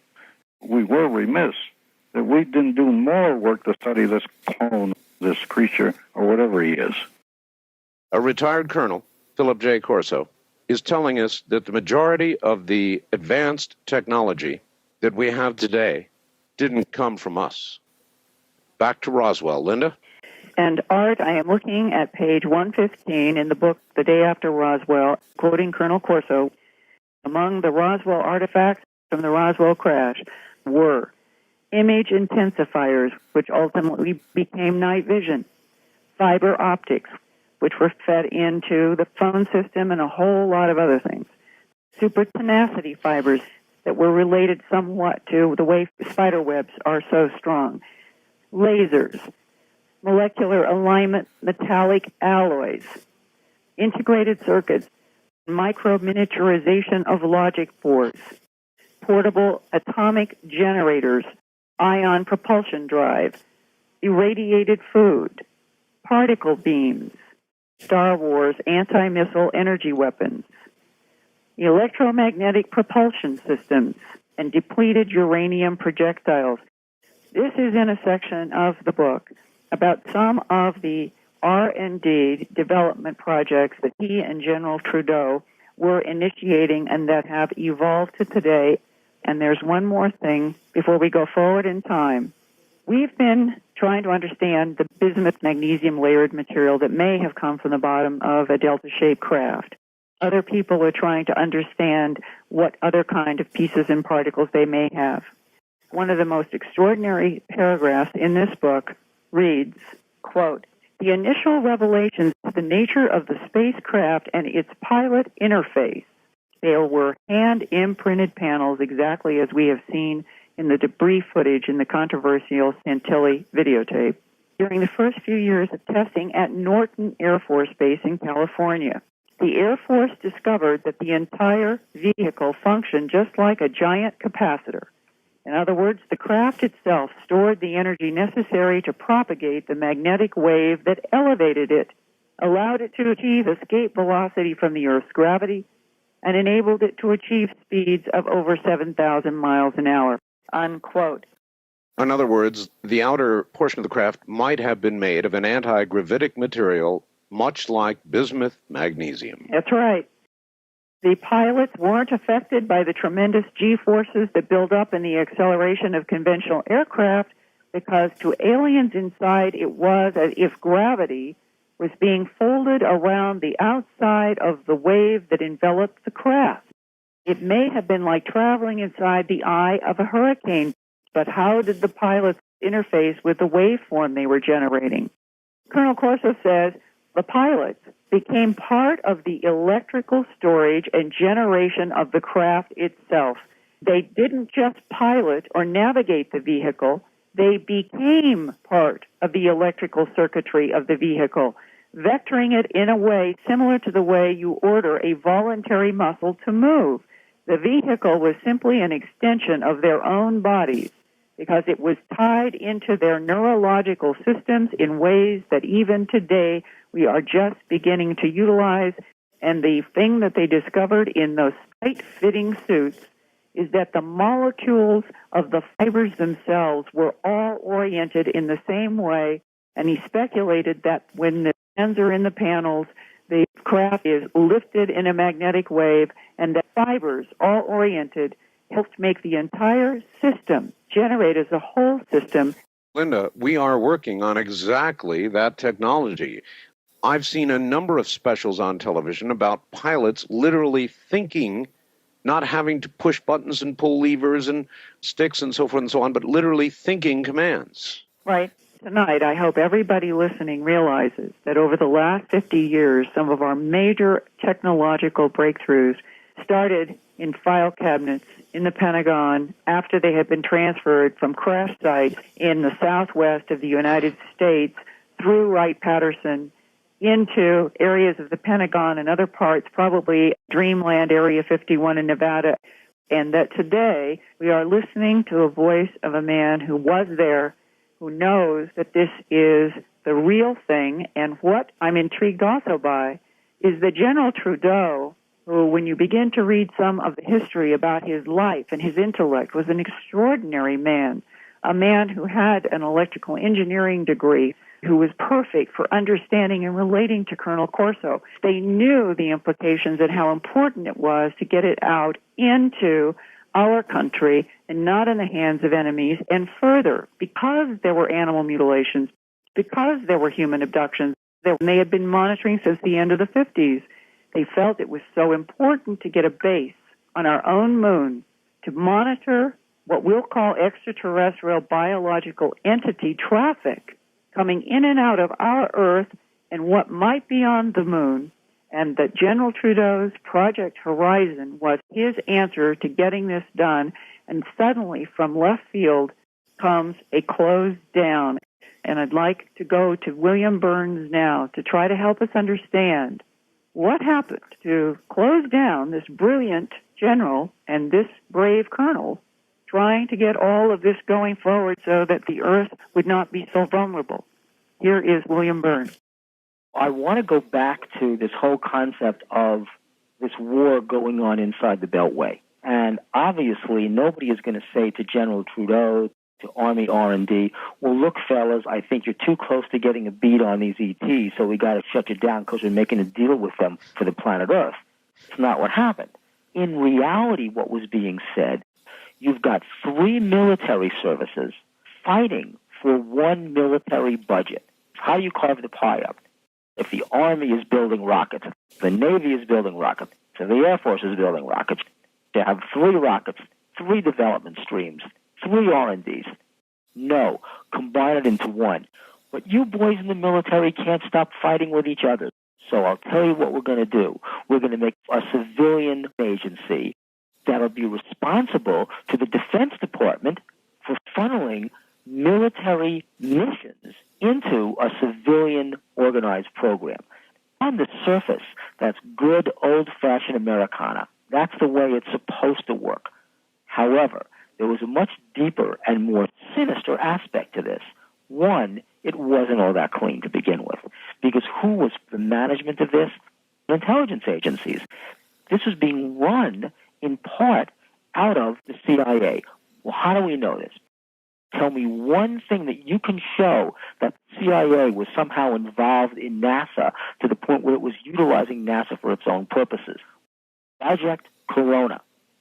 Remember, as the colonel himself said on primetime, you had American surveillance overflights of the Soviet Union. We had no military satellites at that point. We're talking the late 50s. What did we have? NASA sending monkeys into space. The CIA went to Lockheed Skunk Works and said, we're starting to get a bead on our surveillance overflight. The colonel himself said that one of the main reasons for U-2 flights was to draw Soviet surface-to-air missile fire to see when the missiles went hot and could they shoot down our planes. We sacrificed a lot of pilots. People said, oh, who is this guy saying this? Who is this guy Corso? National Archives, everything that Corso was saying was documented in black and white and at the Eisenhower Library even today. So you've got a civilian space agency, NASA, which has superseded the military space missions. But who's running it? The CIA is in civilian missions, taking photos of the Soviet Union and showing they could do it. So we know the CIA was involved in NASA even from the very beginnings. NASA was a way for the CIA to get control of the space program.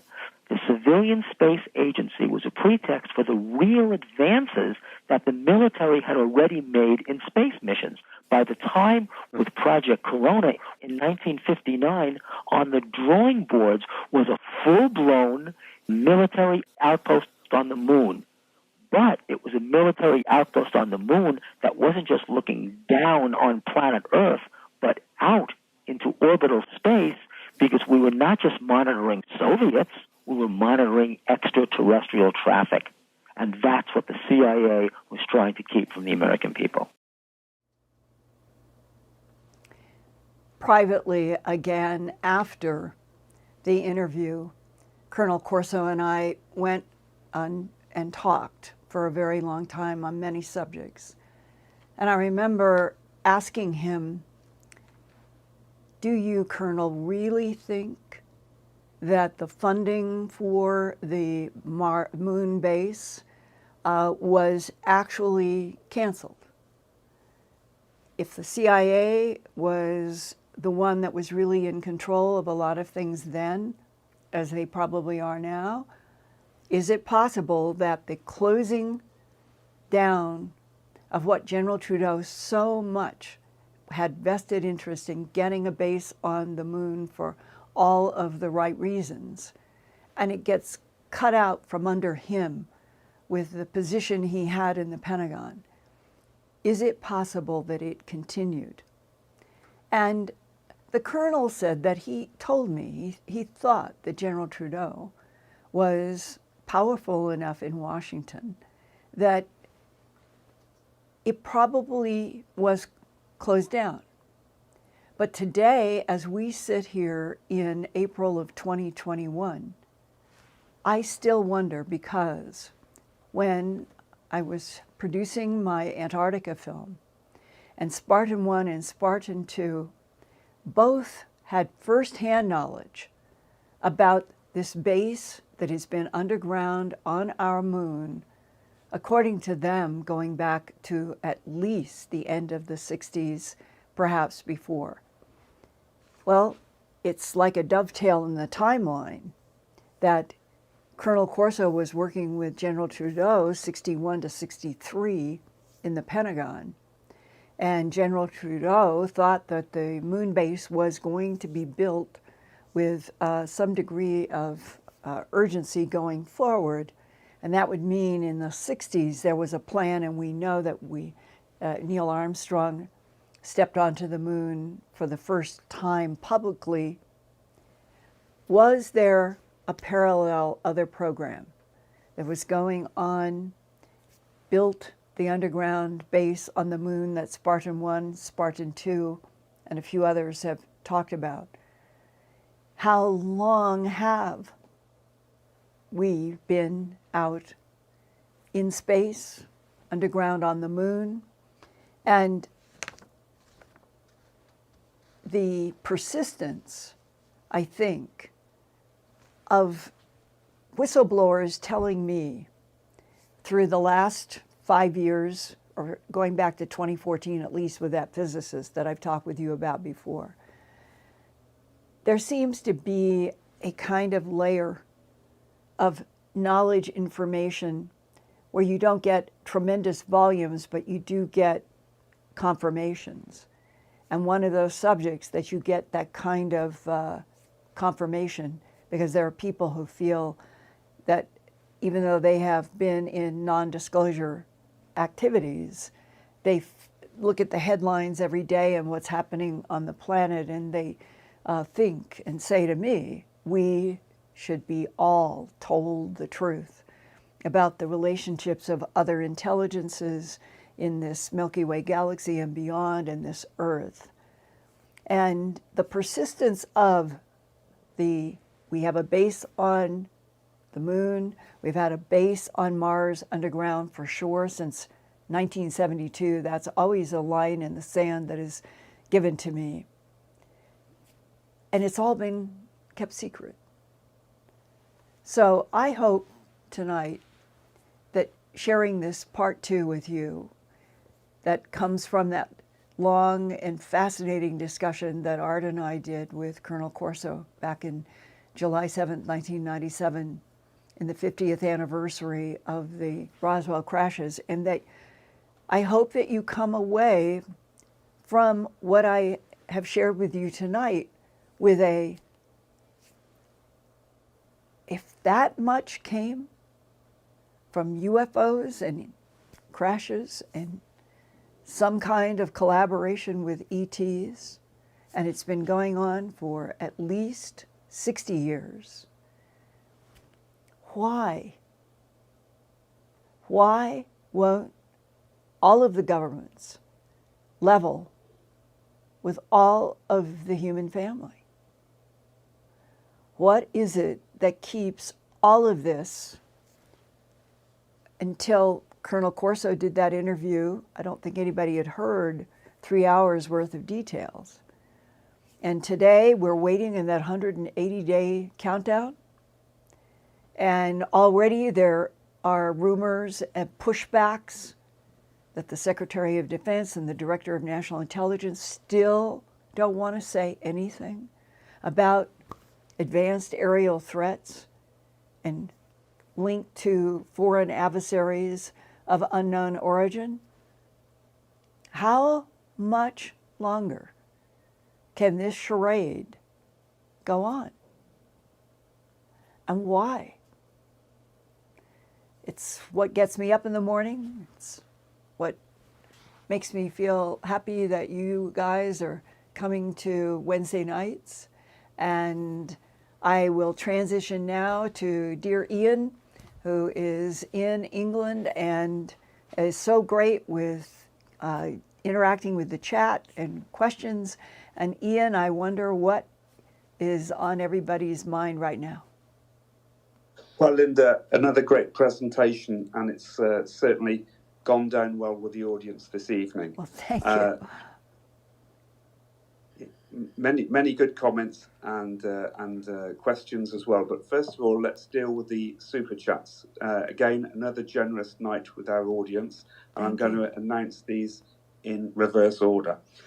We've got Barry Marlowe, James Armstrong, Caroline Boyce, Janovic Law Office, Sandra Johnson, Moon Baby, Jay's Dark Files, Carl Bittner, Diamond Dave 247, Kendall 10090, Dawn Provenzano, MLD, Barber 0611, Jeffrey Wynn, Viddy K Blue, Eric Ackley, Vicky Martinez, Steve Adamski, Ron Schooler, Gina McHugh, Moonbird, and Jeffrey Rizzo.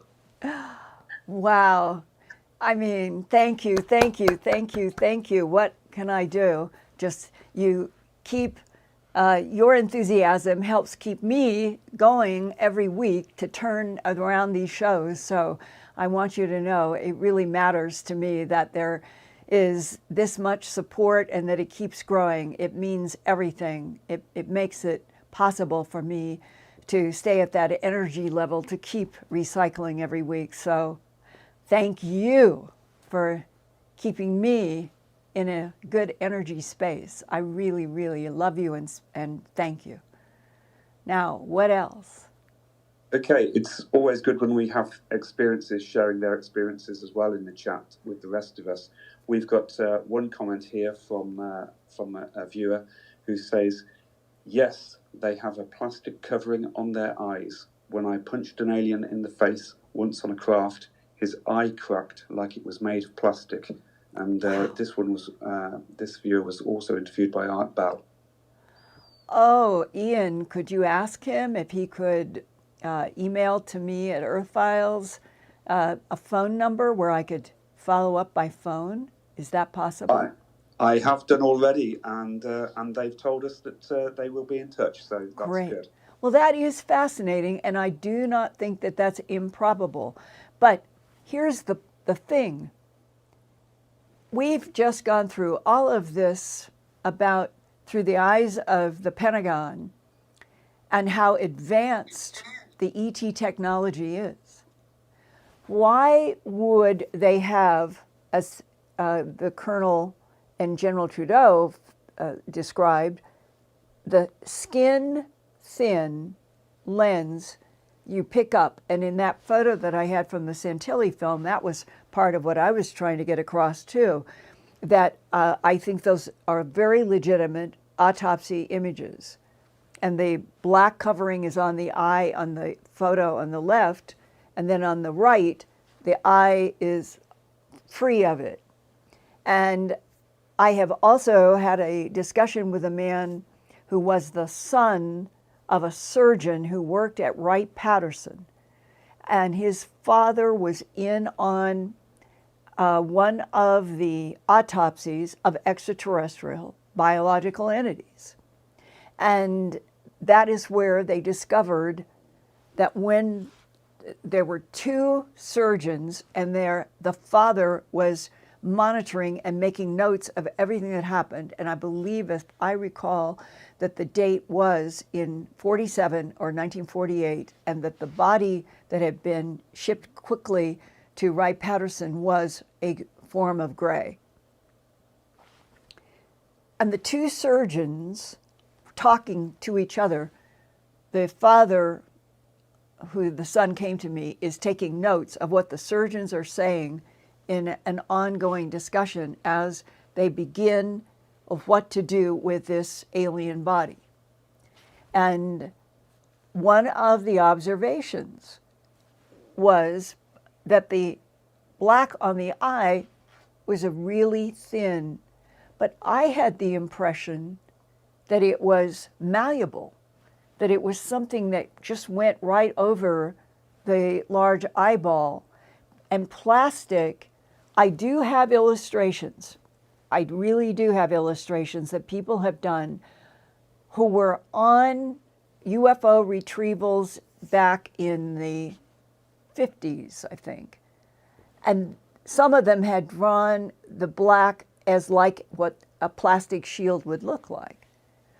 But going back into what I think are 1940s real information, you get the description that it can be lifted off like a layer on the eye.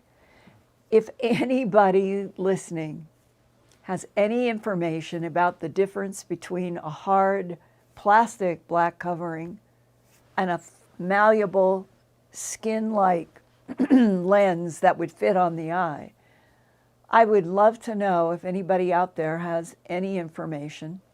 And you can get a hold of me either straightforwardly through earthfiles@earthfiles.com or through Proton Mail, or writing a letter to my post office box 21843, Albuquerque, New Mexico 87154. And then there's FedEx if something is really sensitive. So let's see if we can learn more information. But one thing I think is really clear after 70 years from the first reports, we're dealing with artificial intelligence made by real organic beings that interact together, and that some have maybe firmer, more robotic eyes, others maybe are more organic, and that it has always been such a mixture and confusion from the beginning. And today, finally, in 2021, we are beginning to understand that the grays are a huge menagerie of everything from different sizes of artificial intelligence that interact with taller, independent, apparently organic, but even that is not firm, beings that are in control. And so who was autopsied in all of these cases? Which type? And that goes to one last thing. When the son was talking to me about what the father came home and told the family, he's the one taking the notes. When they brought up the scalpel and had decided that they were going to do a Y or T cut to come into the alien body, and the surgeon who came down with the scalpel, it stopped. And the note taker said, the surgeon said, "This isn't skin. This is something like fabric." And they couldn't get through the fabric with the scalpel. And that, as far as I know, was a true event that happened at the end of the 40s. And it must have sent the people in the War Office in the mid-40s and later in the beginning Department of Defense and the Pentagon, as they evolved from the War Office into the Department of Defense. When they got reports like that from surgeons, they must have gone like, they don't even have skin. Well, they were probably dealing with one of the AI. So, all right, Ian, let's evolve onward. Okay, Linda, apart from the crash in Missouri in 1941 and the rumoured crashes in Italy and in Germany in the 30s or early 40s, why have so many craft crashed in New Mexico and the surrounding area? I think a few were referenced by Colonel Corso as well as being below the border as well in Mexico. There are two pieces that come into my mind immediately. One, in White Sands, after the war, Project Paperclip, bringing over all the German scientists, they were dealing with UFOs that were interacting and sometimes interfering with their rocket launches. And they were, they wanted to find a way to both monitor and possibly, I suppose, military term, try to take these silver discs down. And Stanton Friedman and I talked about this in depth once, about the hypothesis that They were experimenting with really intense microwaves, all the way from White Sands all the way up to Moriarty, up further north. There was experiments with microwave. And it may be that Stanton had done enough research to hypothesize that the microwave research could have been interfering with those craft. The other category answer that's quite different. I've been told probably 2 or 3 times by people who were serving in the military at various times that they had been in discussions about the UFO ET phenomenon being like Trojan horses. That whatever they were, the crashes might have been planned.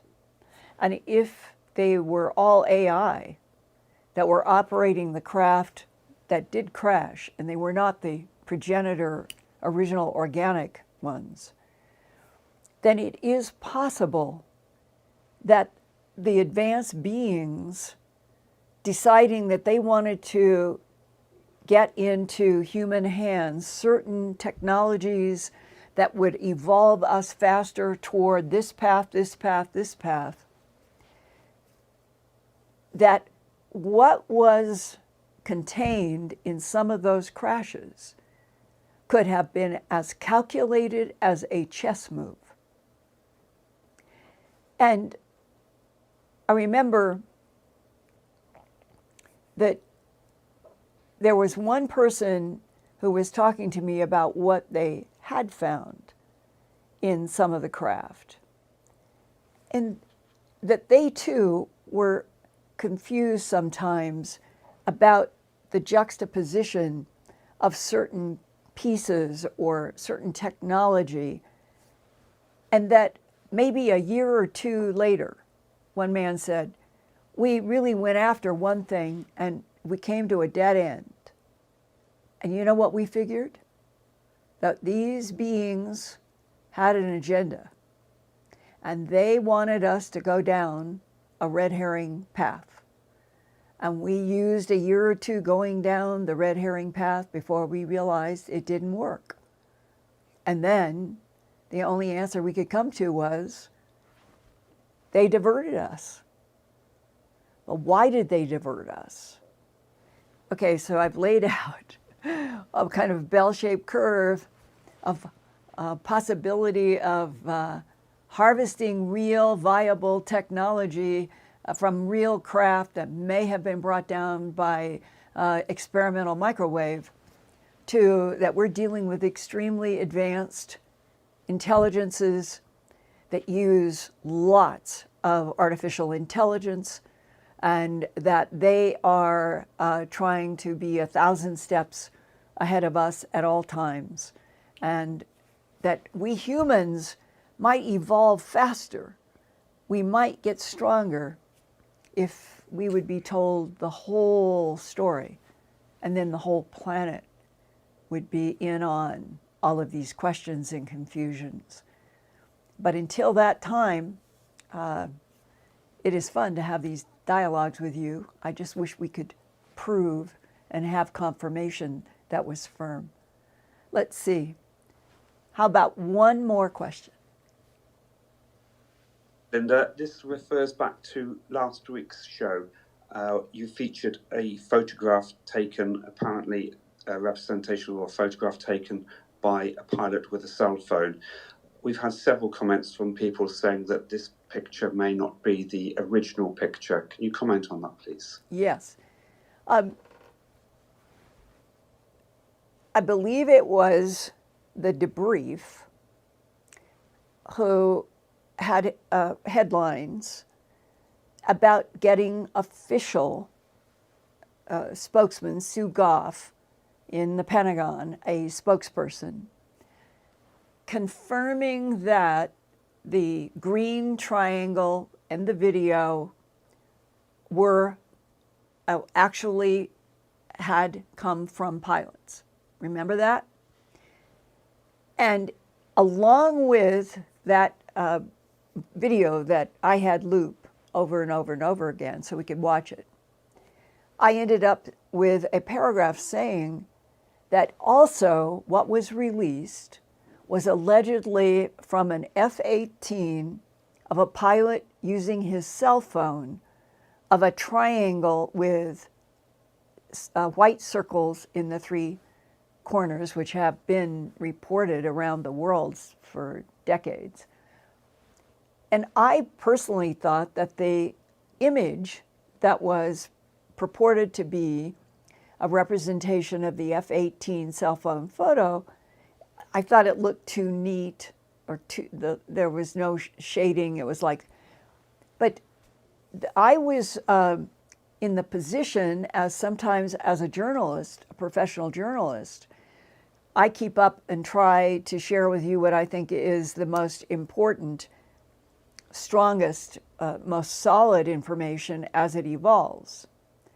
And I thought that it was significant that Sue Goff in the Pentagon would have allowed her name and would have supported the video in that same story. Whether it was contrived, whatever it was that photo through the glass of the F-18.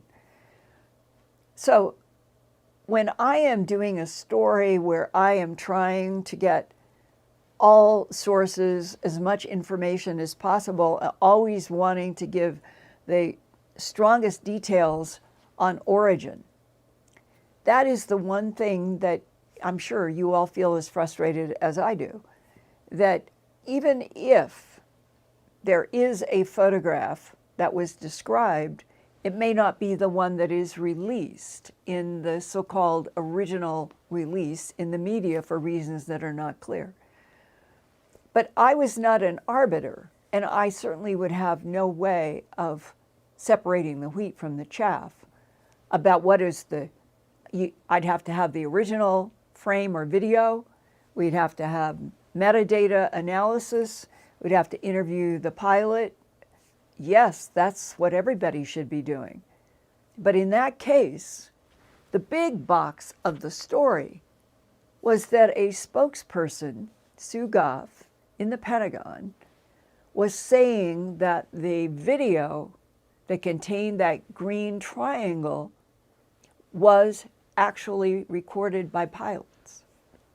Now, why that other image through the F-18 window of a different type, the three white, was included in that article looking not like a photo, but looking like an illustration, I don't know.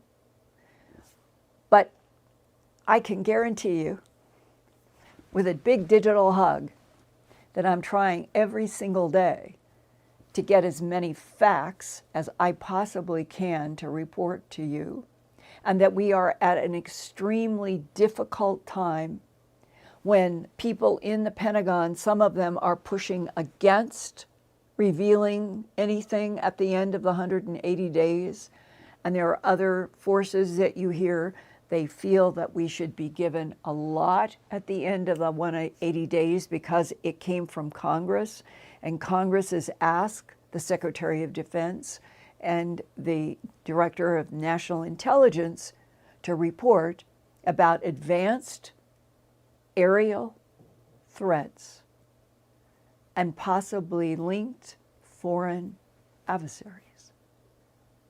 And if by the 1st of July we have not had something substantive from either of those people or those offices about those subjects requested in legislation, what would it mean? I'd love your thoughts.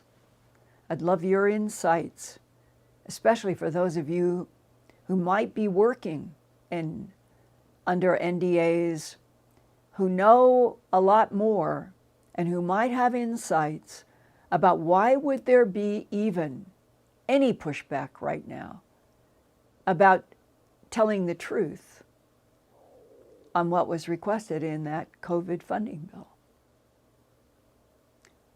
And what is the advanced aerial threat?